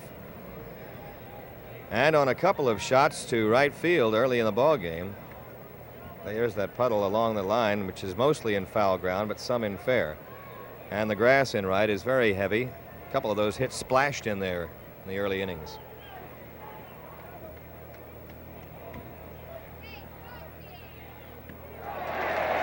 Good pitch.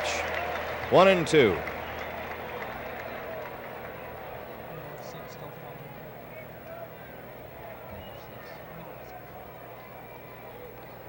the California Angels did not score in the top of the 6th inning. They still trailed Detroit 5-0.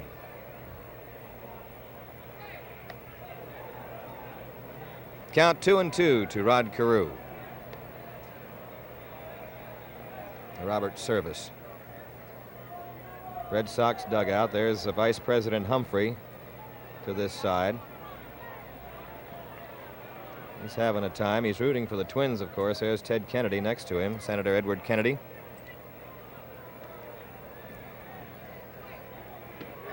Got him. Strike 3 to Rod Carew. 2 away.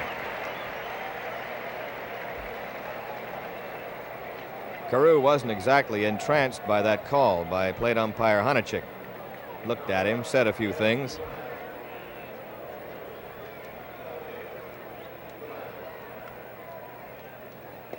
Six strikeouts now for Santiago, facing Eulander with a runner at first. Ball 1. Ted Eulander has grounded out and tripled, hitting .257 now.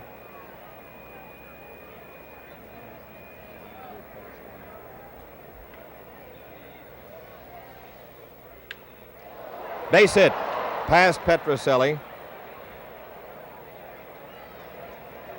Eulander has his second hit. So runners are now at first and second. Zimmerman is due up.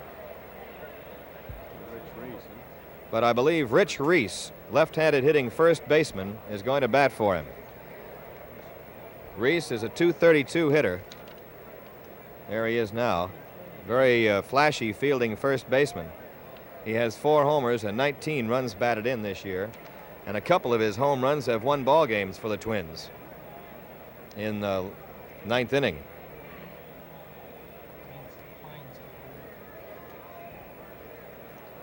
Reese will bat for Zimmerman as Cal Irmer goes to the bench for the first time. Here is Dick Williams coming out to talk to Santiago. So time is out all over the place. Bob Allison even has taken time to leave the field and go to the dugout. Williams talking with Howard and Santiago. John Wyatt had been out replacing Sparky Lyle for a while, but Lyle is back. We'll pause here for station identification right now. This is Red Sox baseball.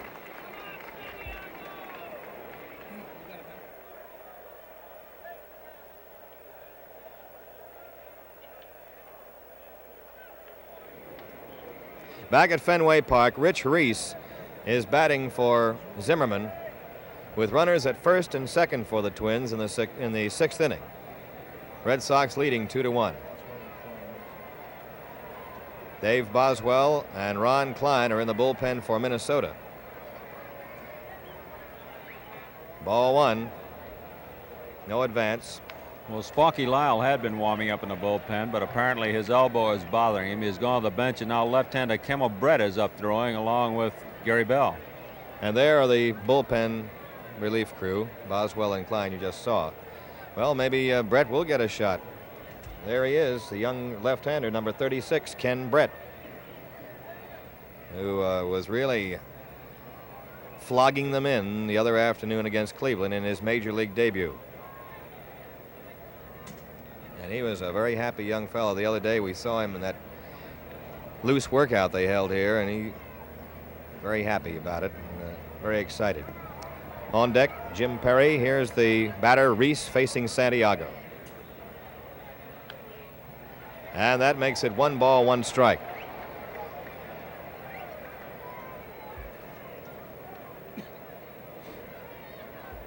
Boston 2, Minnesota 1, 6th inning.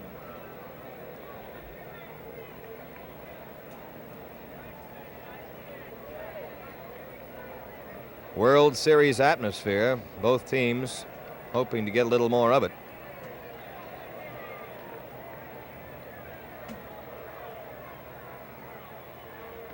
Strike 2.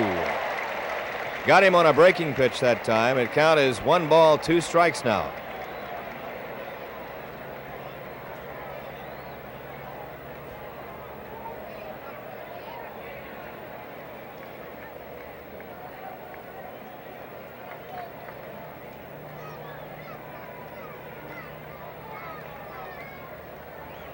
Allison there at second base represents the tying run.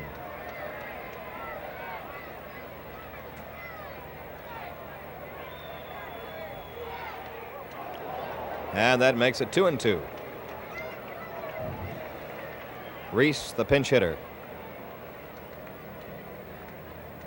Allison at second. Eulander over at first base.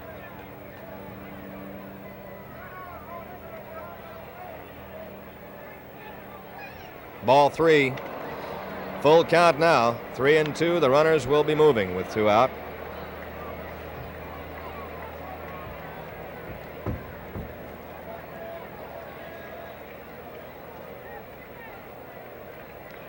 Santiago in another, well, he's in, has been in jams before. He got 2 out with a runner at third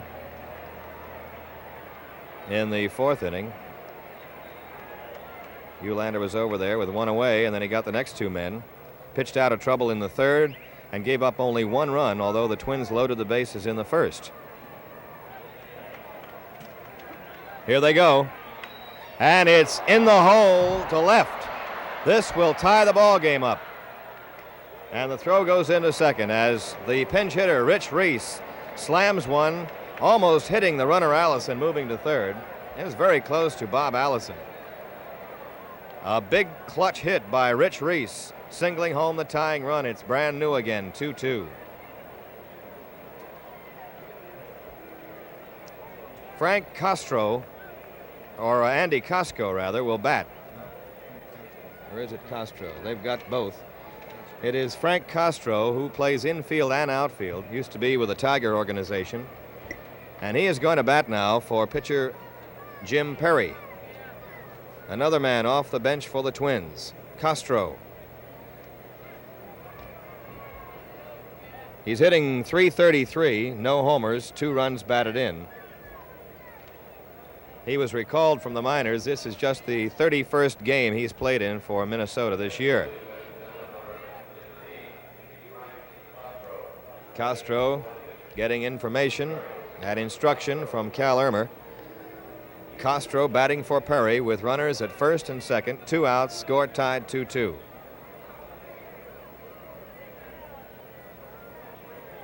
Well, sir? Didn't expect a tea party, did you? Nope, not at all. All right, we're going at it. And Castro's in there against Santiago.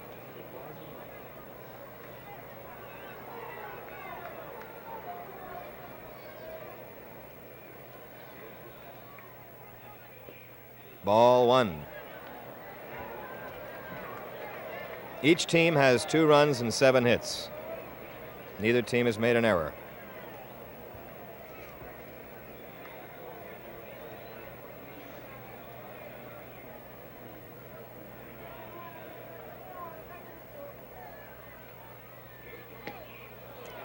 And it's 2-0.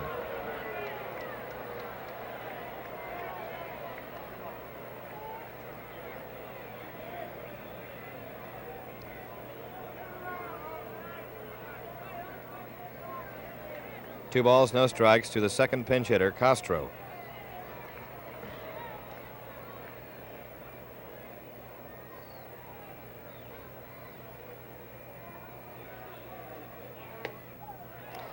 Fastball high, ball 3. Didn't miss by too much, and Santiago thought he had the strike. 3-0 now.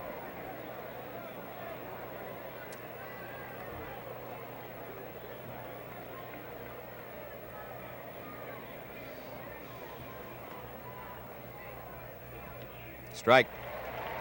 3-1.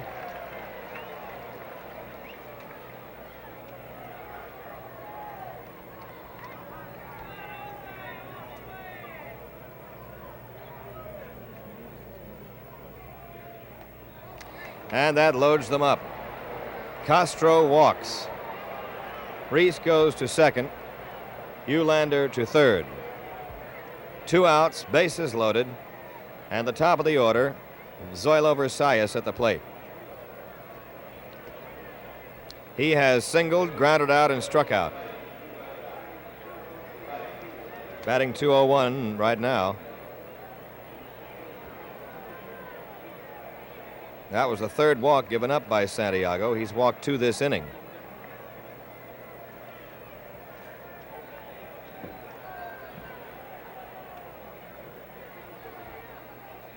Strike. And once again, the runner at third base, Eulander, was down the line bluffing toward the plate on the windup by Santiago.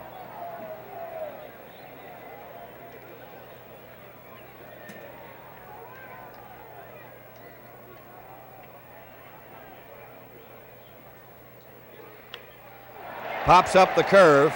Adair has it.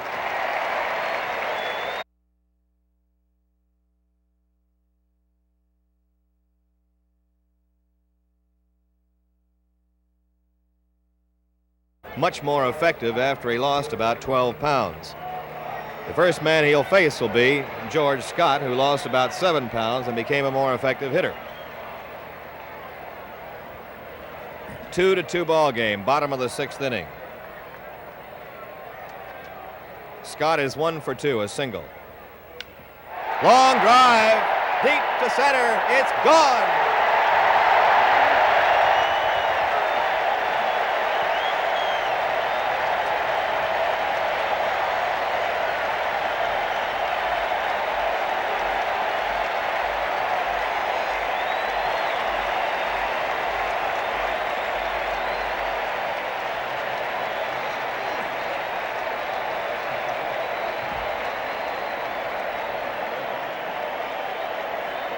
Oh, brother, that's the way Scott hit him last year. A line drive into the crowd in the triangle in center field, and the Red Sox lead 3-2. Ball 1 to Petrocelli. Well, he jumped on Ron Klein before Klein had a chance to get set, and he hit that pitch deep into that triangle. Well hit by George Scott. There wasn't any doubt about it. Sir. Rico fouls one back. It's 1 ball, 1 strike. For Scott, his 19th home run and his 81st run batted in. There's left-hander Jim Merritt, right-hander Al Worthington. Worthington number 15. In the Twins bullpen is 3-2 Boston. Boy, that exploded this crowd. That homer by Scotty. Petrocelli's 0 for 2. The count on him is 1 ball, 2 strikes. Rico right now is hitting .259. The veteran Ron Klein, greeted harshly by Scott, has won 7 and has lost none this year. 7-0 record, 3.60 earned run average. Fly ball to shallow right. Who's got it? Oliva wants it. Tony takes it. 1 out.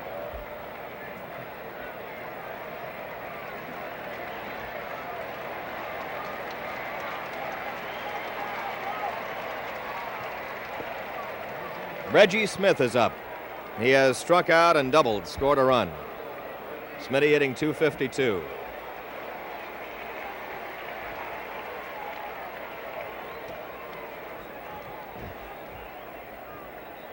This is Klein's 5th appearance against Boston this year. No record against them. That side saddle motion.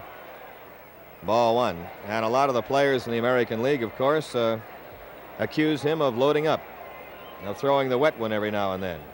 But he has a lot of actions which could give you thoughts along those lines. Goes to the mouth, then rubs it off, and does a lot of other things. 2-0.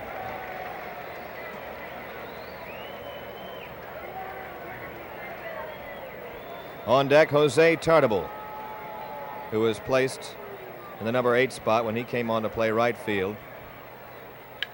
Well hit by Reggie, deep to center. Eulander back though, and Ted puts it away for out number 2. Boy, that was stung. Eulander on Scott's home run just gave up. He didn't even go back on it. He knew, but that time he knew he had a shot at it. Well, Reggie hit that ball very well, but he had to reach a little bit for it, and if he would have been able to lay back and hit that ball solid like that, it could have been gone also up into the center field seat. But when he had to reach for it, that took away a little of his power, although he got it on a good part of the bat. Here's Jose Tartable with 2 out, hitting .226, taking a strike, no home runs, 10 RBIs. Ron Klein, the third Twin pitcher. Jim Perry went 2 2/3 innings. Gave up 4 hits and 2 runs. Hey, the big changeup got him that time. 0-2 to Tartable.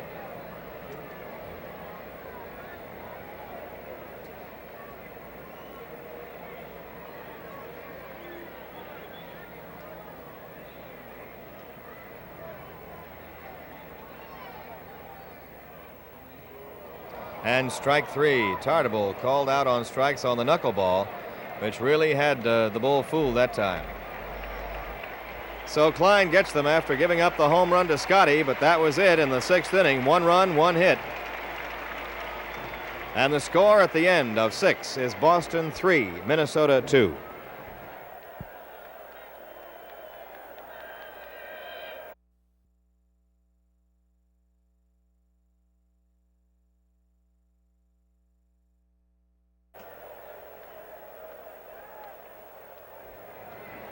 Here we go into the 7th, and Cesar Tovar is up. Strike 1. Tovar 0 for 3. We'd like to welcome Narragansett Lager Beer, the good beer for the good hours, now to our telecast from Fenway Park. 1 ball, 1 strike. Tovar batting .267. He's flied to center, popped to Scott, and grounded out to Adair at third.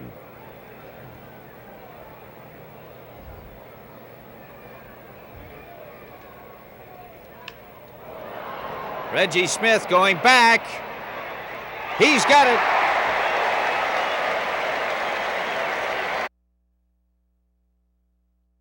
His average at .265. Boston 3, Minnesota 2 in the 7th. Strike 2.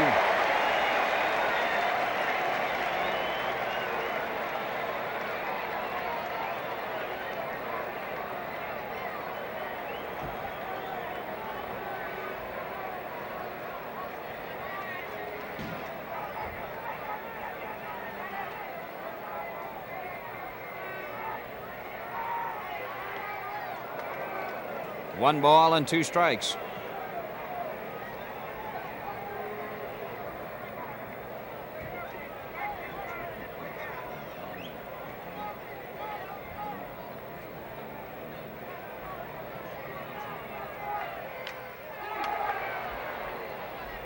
Foul back out of play. George Scott has asked for timeout and has gone over into the Red Sox dugout, and he's going to get some sunglasses from the Red Sox bat boy down there, Keith Rosenfeld. That's the reason for the momentary delay. There he is, and he's got him. 1-2 on Twiggy, or no, Killebrew. I'm still thinking about Scott after that home run, Mel.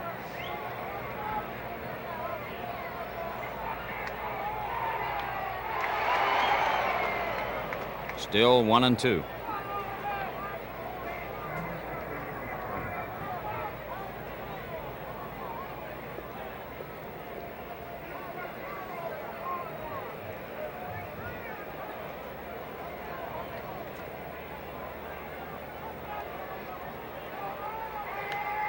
Another foul.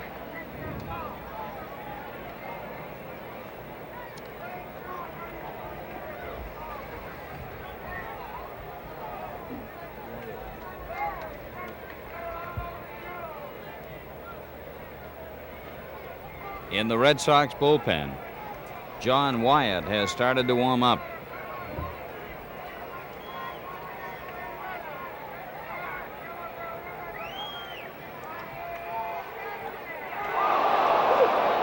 Two and two.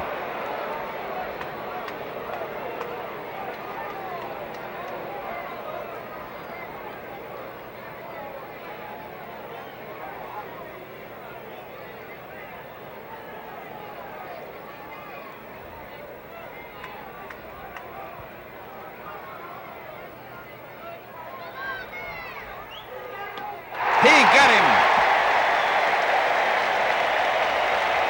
Santiago pouring the hard stuff to Killebrew for out number 2 in the 7th. Red Sox 3 and the Twins 2, and here comes Oliva. Oliva has singled to center, driving in the first Minnesota run, struck out in the 3rd, and fouled out to Adair in the 6th inning. His average at 288.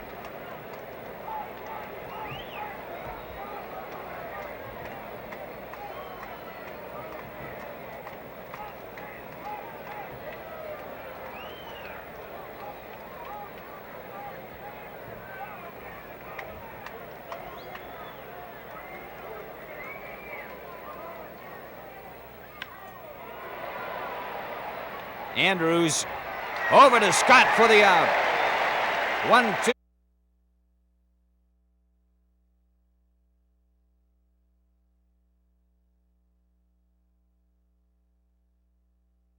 He has come up with a courageous, tough performance in the clutch. At the plate, he's 0 for 2. Struck out in the 3rd, was called out on strikes in the 5th. Ron Klein is the 3rd Twins pitcher, preceded by Jim Cott and Jim Perry. Versailles over to Killebrew. Santiago is out. 1 away in the 7th. Mike Andrews will be next. That was an odd play, Mel, on that last ground ball by Oliva. A grounder almost caused some trouble with the sunshine. That's right. The ball bounced high, and you can see Andrews. He lost the ball and was trying to shade his eyes quickly and then position himself for the ground ball. And luckily, the ball did come out of the sun in time for him to make the play. The count, ball 1 to Andrews. Klein is one of 4 active pitchers who's been used at least 200 times, both in starting and relieving. Ball 2. He's had 203 starting assignments and 380-odd games in relief.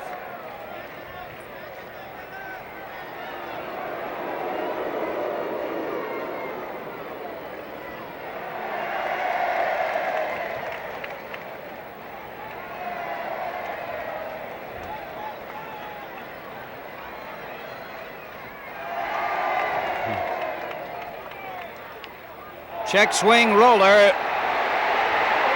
Klein throws safe. Mike Andrews checking the swing, has himself an infield hit, his 2nd of the day. With 1 out in the 7th, there is 1 on, and the batter is Jerry Adair. Hit into a double play in the 1st, grounded out to shortstop in the 3rd, singled in the 5th inning, and drove home a run. The first Red Sox run.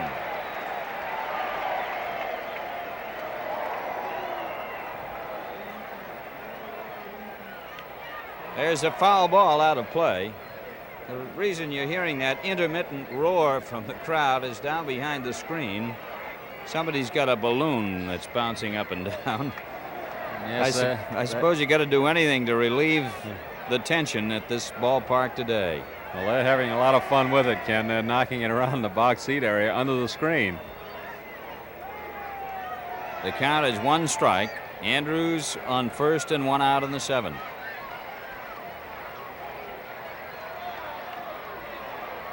Foul ball on the bunt try down to Bobby Doerr. 2 strikes to Jerry Adair.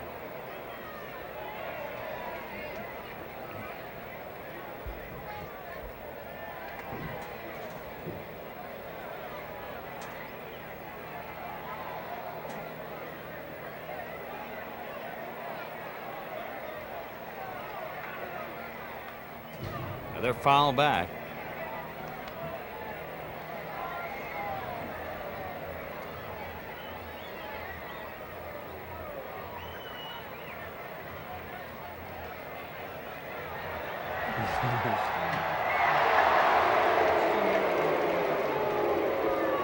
Merritt and Worthington continue to warm up in the bullpen.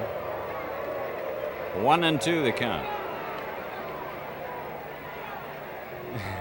Well, a big boo was raised there for some fan in the box seat, Ken. He put an end to the balloon. He got up with his cigarette and put it to the balloon, and of course that ended everything.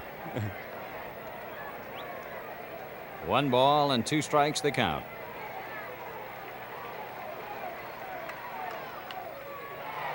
Klein.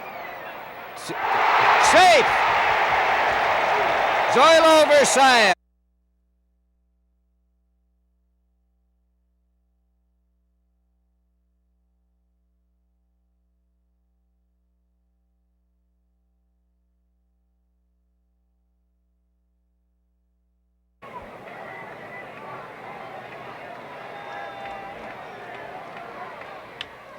Deep to right field. Number 44.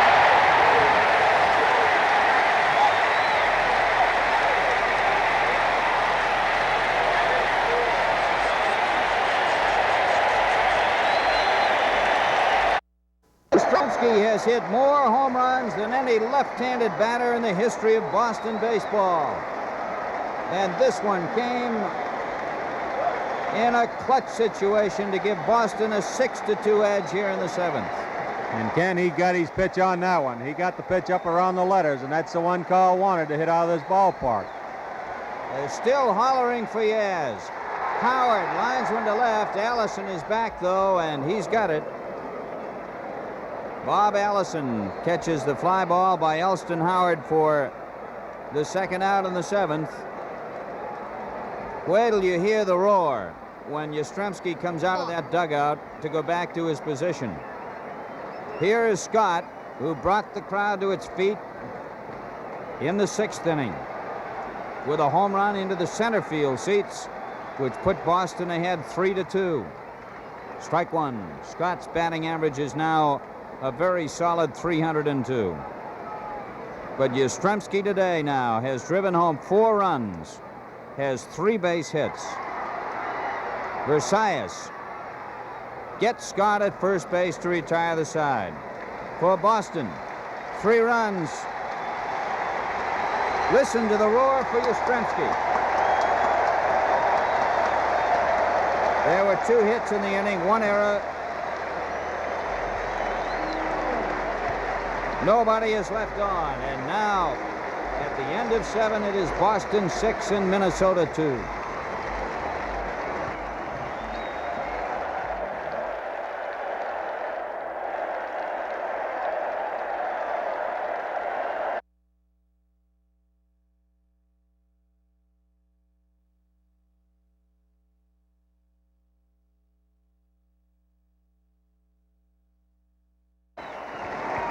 The crowd still roaring here at Fenway Park as we get ready to go into the 8th. Boston leading by a score of 6-2. Bob Allison facing Jose Santiago. Ball 1. Allison has singled to left, struck out, and in the 6th inning walked and scored a run.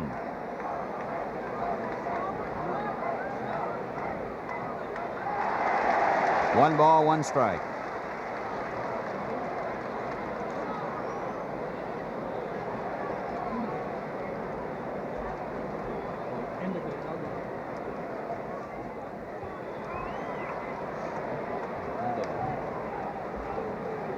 Two and 1 now to Allison. Rod Carew will be next, and Eulander is due up 3rd.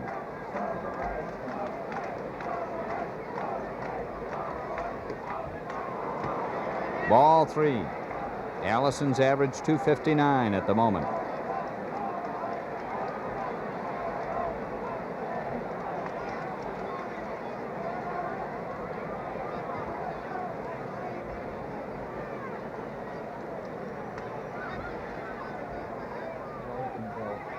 Ball 4. Bob Allison gets a leadoff walk in the 8th inning. And Dick Williams is coming out. That is the 3rd walk allowed by Jose Santiago. John Wyatt and Gary Bell are warming up out in the Boston bullpen. Howard, Santiago, and Williams And he is going to make the change. It looks like it'll be Bell. Jose Santiago has pitched a whale of a ball game for the Red Sox here today. Listen to this roar.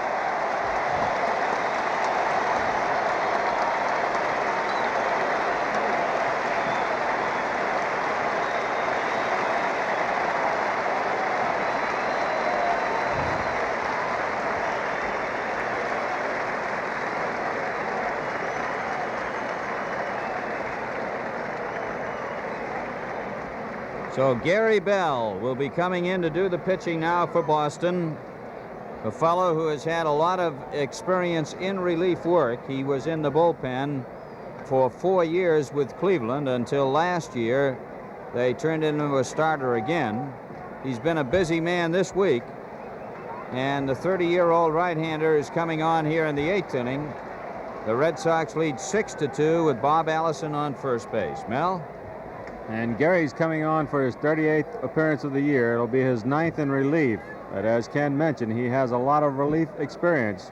While with the Cleveland Indians, he was mainly a reliever until last season. The batter is Carew, who has lined to third, grounded out to first baseman Scott, and grounded out, been called out on strikes. Runner at first and nobody out. Carew batting .295. He's been right up there in the top 10 almost all year. Quite a story. He was with Wilson in the Carolina League a year ago. Turned out to be the all-star second baseman this year.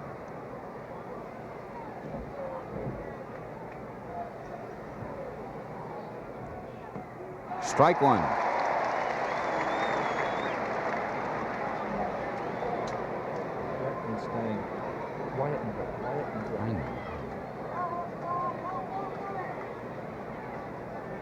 The right-hander is Wyatt, and the southpaw is Brett. High fly ball to right field. Tartable into a tough sun. He's got it. Rod Carew flies to right as 1 out and 1 on in the 8th. Boston has a 6-2 edge. The Red Sox did not score over the first 4 innings of this game. The Twins scored in the first. Boston got 2 in the 5th. 1 in the 6th and 3 in the 7th. And of course, Carl Yastrzemski with his 44th homer. Hold on here now. Dick Williams wants to talk to Andrews, and I have an idea what it's about, Mel. Yes, Tartable seemed to have trouble picking up that ball when it was first hit. He lost it in the sun. I'm sure that Dick Williams went out to tell second baseman Mike Andrews to go back on the ball hit to right field and try to help him as much as possible, because this is a tough sun field at this moment, Ken. The sun is down low. It is. Pitch is a ball.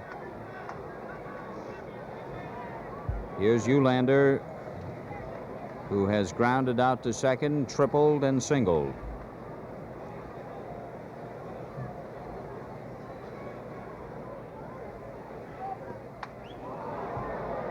Ball 2.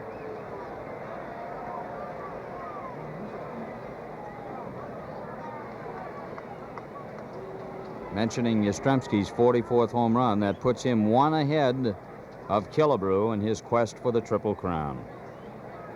His average is now 322.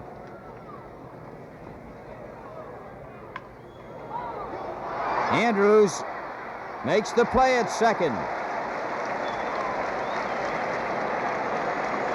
Eulander grounding out to the second baseman, and Mike made a fine play. I'll tell you, that sunshine is really difficult, even on those grounders out there at second, as strange as it may seem, but you can tell it from right up here.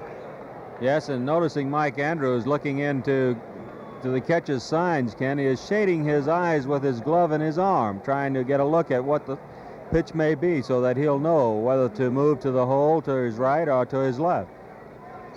Here's Russ Nixon, the catcher now, batting .238.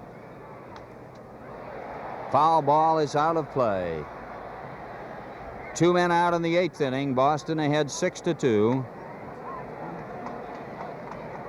Ted Eulander is on first base. And Russ Nixon is facing an old roommate, Gary Bell. They were roomies together when both of them were with the Cleveland Ball Club. Al Worthington is warming up in the Twins bullpen.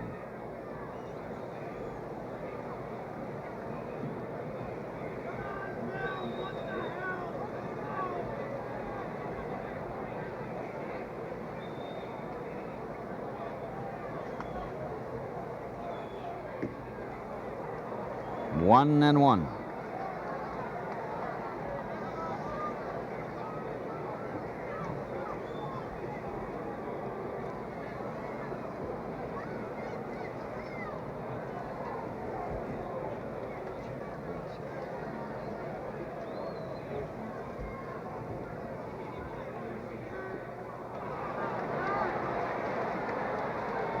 Two balls, one strike, the count to Nixon.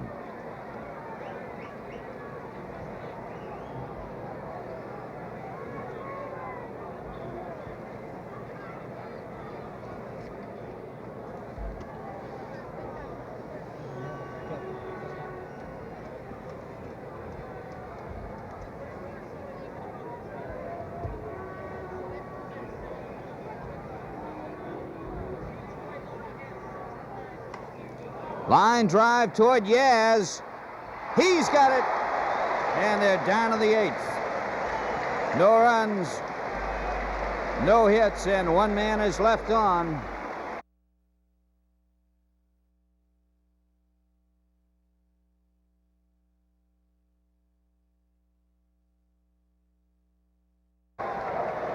And they came up with 2 runs, but the Twins tied it up in the 6th, and in the last of the 6th, Scott hit a home run. Pitched to Petrocelli as ball 1. Leading off in the 6th to put Boston ahead 3-2, and Yastrzemski slammed a 3-run homer in the 7th, and it is 6-2 now in the 8th. Rico is 0 for 3. Ball 2. Petrocelli's average at .259.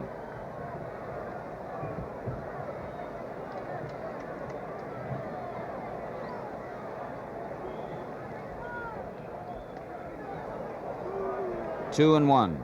Left-hander Jim Merritt on the mound for Minnesota. He is the 4th pitcher of the day. Jim Cott hurt his elbow early after going 2 1/3 innings. Foul ball out of play.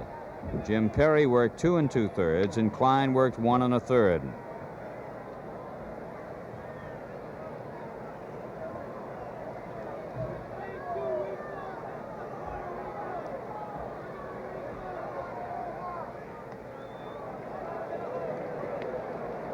Three and 2 on Petrocelli. Reggie Smith on deck.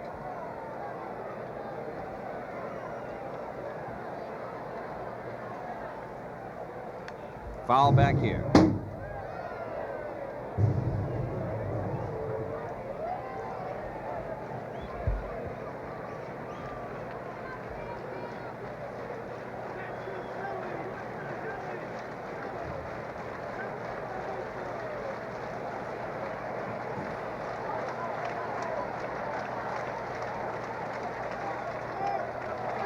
Rico gets a walk.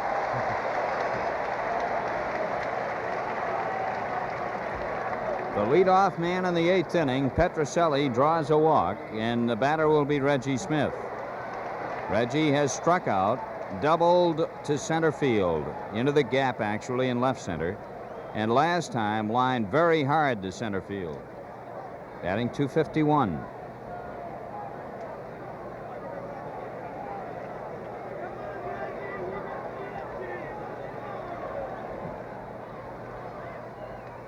Petrocelli is back safely.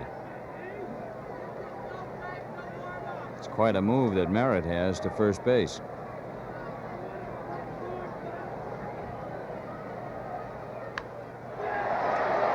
Joylo Versailles over to second, safe at first. Smith reaches. Petrocelli forced at second. Versailles over to Carew. And the batter will be Jose Tartabull.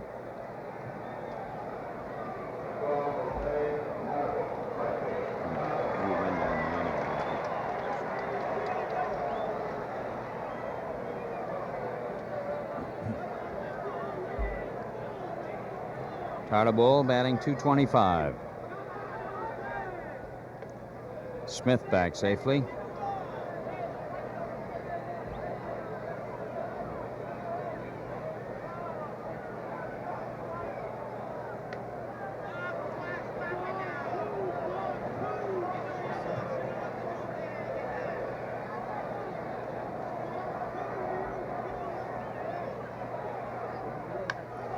Long drive to right field. Oliva back. He has room, and he makes the catch.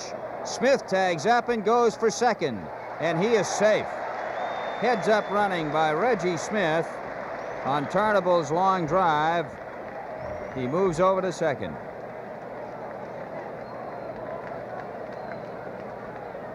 Well, little Jose's been whacking that ball with authority in the last few weeks, Mel. Yes, he has, Ken. In the last 3 weeks, he's been hitting the ball hard. However, he can't get that home run that he's been driving for. He keeps coming close, but he's just a little short all the time. Wouldn't tomorrow be a great time? Oh, a wonderful time. And maybe with a 2-2 score to hit one and break it up. That's what he would like to do. I know he mentioned that on the last trip going into Baltimore. He said that's when he'd like to hit his first home run. Gary Bell fouls one back, strike one.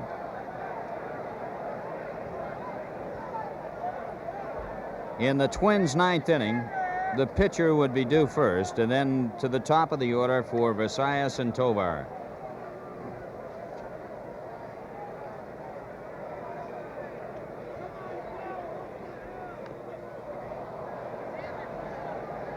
Two strikes on Bell.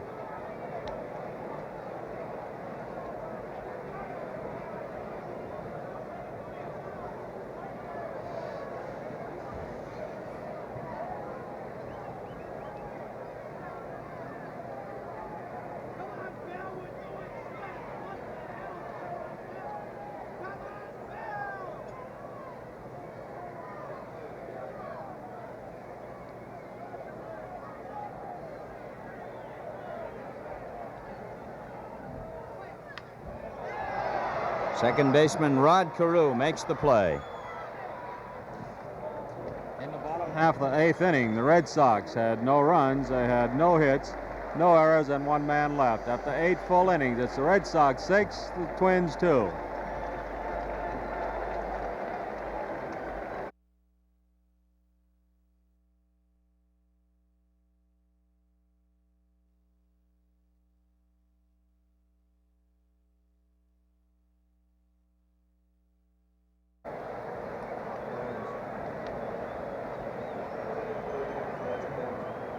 Rich Rollins is going to lead off.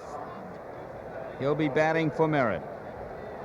His average is .246. He has 6 homers and has driven in 39 runs.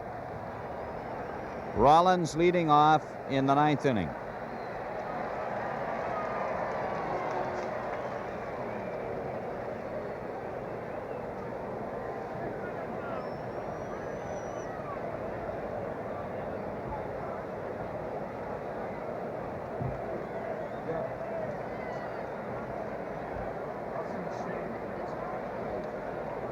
Right now, the brief pause is so that the lights can be turned on here at Fenway Park. Detroit won the first game with California 5-0. They are playing a doubleheader today at Tiger Stadium, and they will play another doubleheader tomorrow.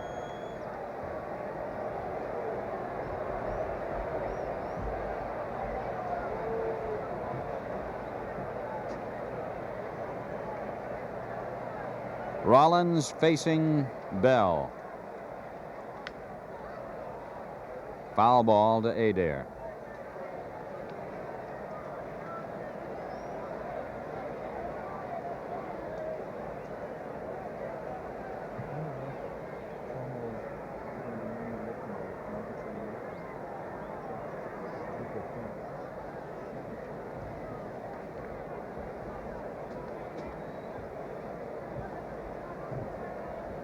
Wyatt and Brett are warming up again for Boston. The count is 1 strike. This is the 9th inning. The Red Sox are leading 6-2.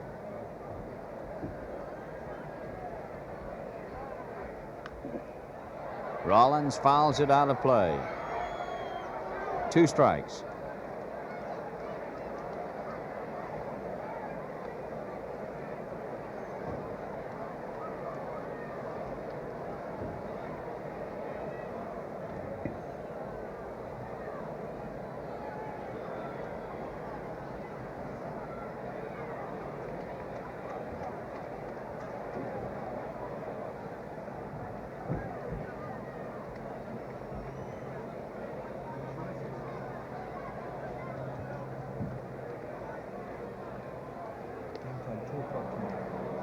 One and 2 the count.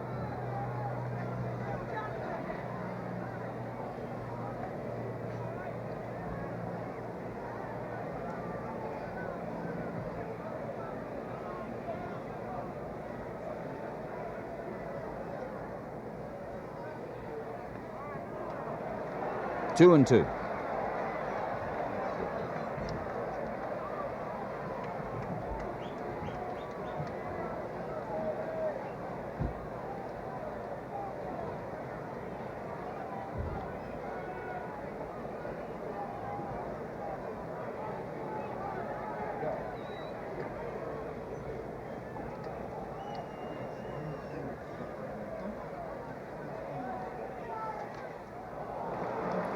It's a full count to Rollins. 3 and 2 to Rich Rollins, leading off in the 9th inning for the Minnesota Twins. Boston with 6 runs, 10 hits, and no errors. Minnesota 2, 7, and 1.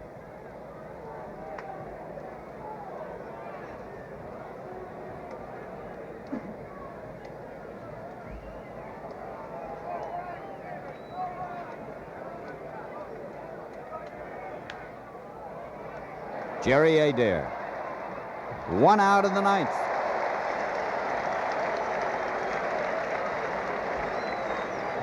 Next, Zoilo Versailles. Versailles has singled. That came in the 1st inning when he scored the first Twins run. He has grounded out to short, struck out, and popped to 3rd. The 2nd Twins run came in the 6th inning on a pair of base hits. Foul ball, strike 1. Versailles was driven home by Oliva. Rich Reese had the pinch single to left that drove home Allison with the 2nd run. And for Boston, Carl Yastrzemski has driven in 4 runs with a homer, and Scott has a solo blast. Foul to the screen. Strike 2.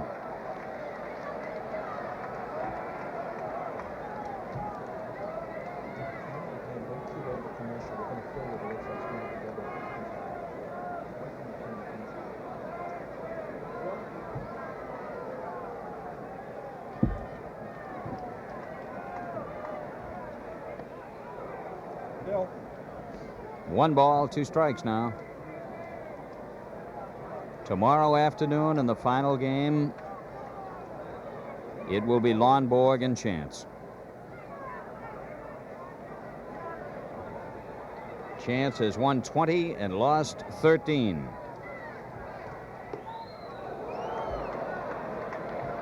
Two and 2. And Lonborg has won 21 and lost 9.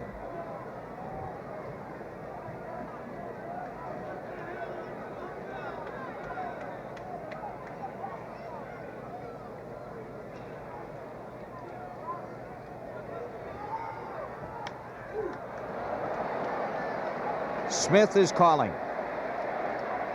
2 out in the 9th.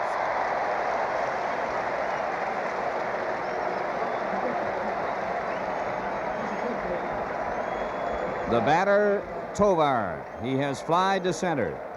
Popped to Scott. Grounded to Adair at 3rd and flied deep to Smith in center field. As Reggie made a fine running catch on him in the 7th.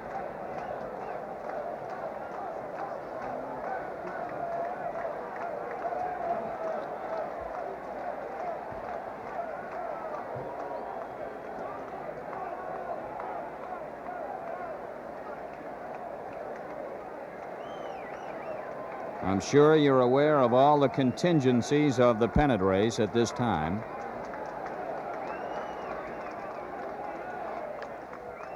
Fly ball to left field. Yastrzemski running hard. Can't get there in time. Tovar is digging for a double, and he is in at second base. With 2 out in the 9th inning. Boston ahead 6-2. Tovar bloops a double down into the left field corner.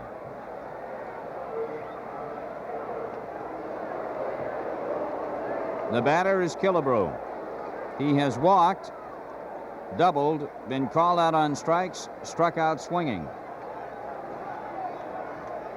Batting .265.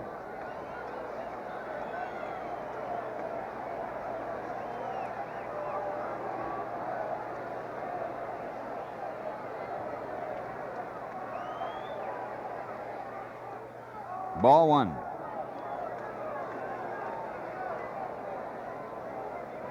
Wyatt and Brett are in the Red Sox bullpen, but they're doing more watching than throwing right now.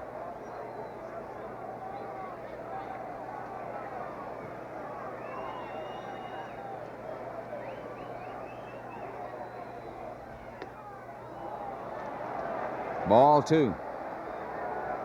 Dick Williams is coming out of the Red Sox dugout. There's the Twins dugout.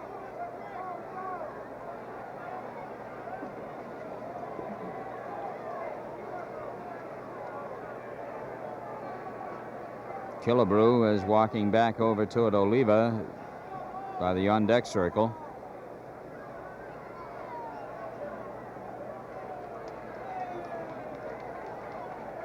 Two balls and no strikes the count.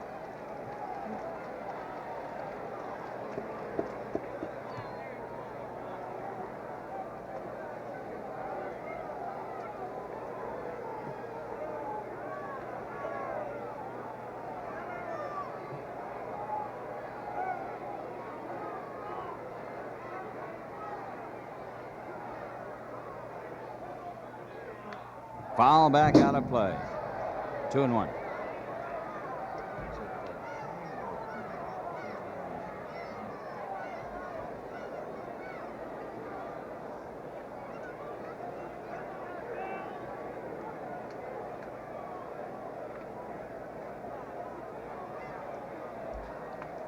Two balls, one strike.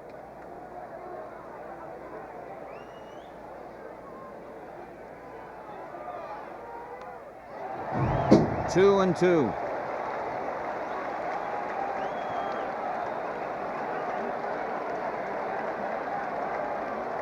They give Killebrew the whole right field corner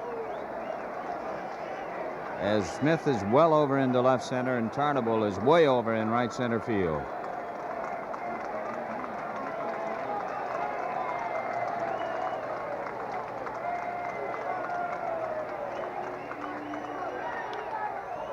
Fly ball, it may be foul. Yastrzemski down in the corner. It's out of reach. Up in the crowd. 2-2. And there's one of the many Red Sox signs that we've seen around not only this ballpark but others over the past couple of months.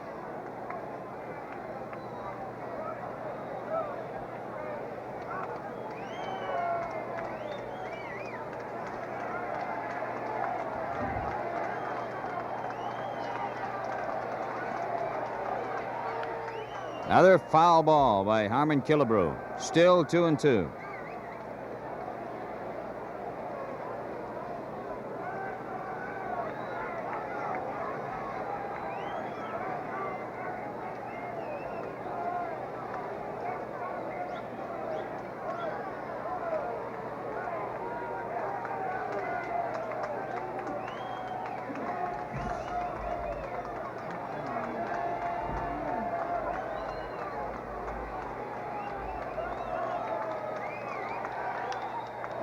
Well stroked to left field, and this one is going to be gone.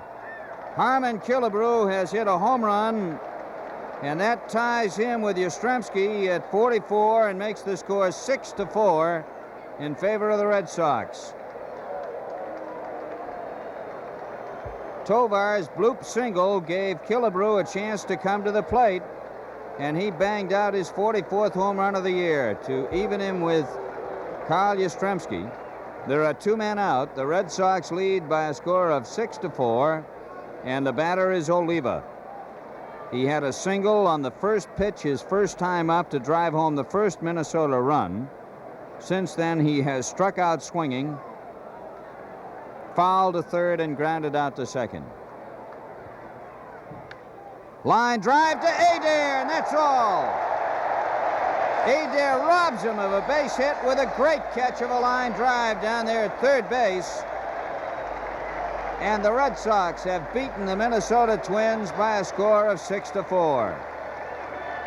And there you see the ball players heading into the Red Sox dugout as a crowd of 32,909 saw the Red Sox come from behind to come up with a very big victory here today, a victory that they had to have in order to stay alive in this pennant race.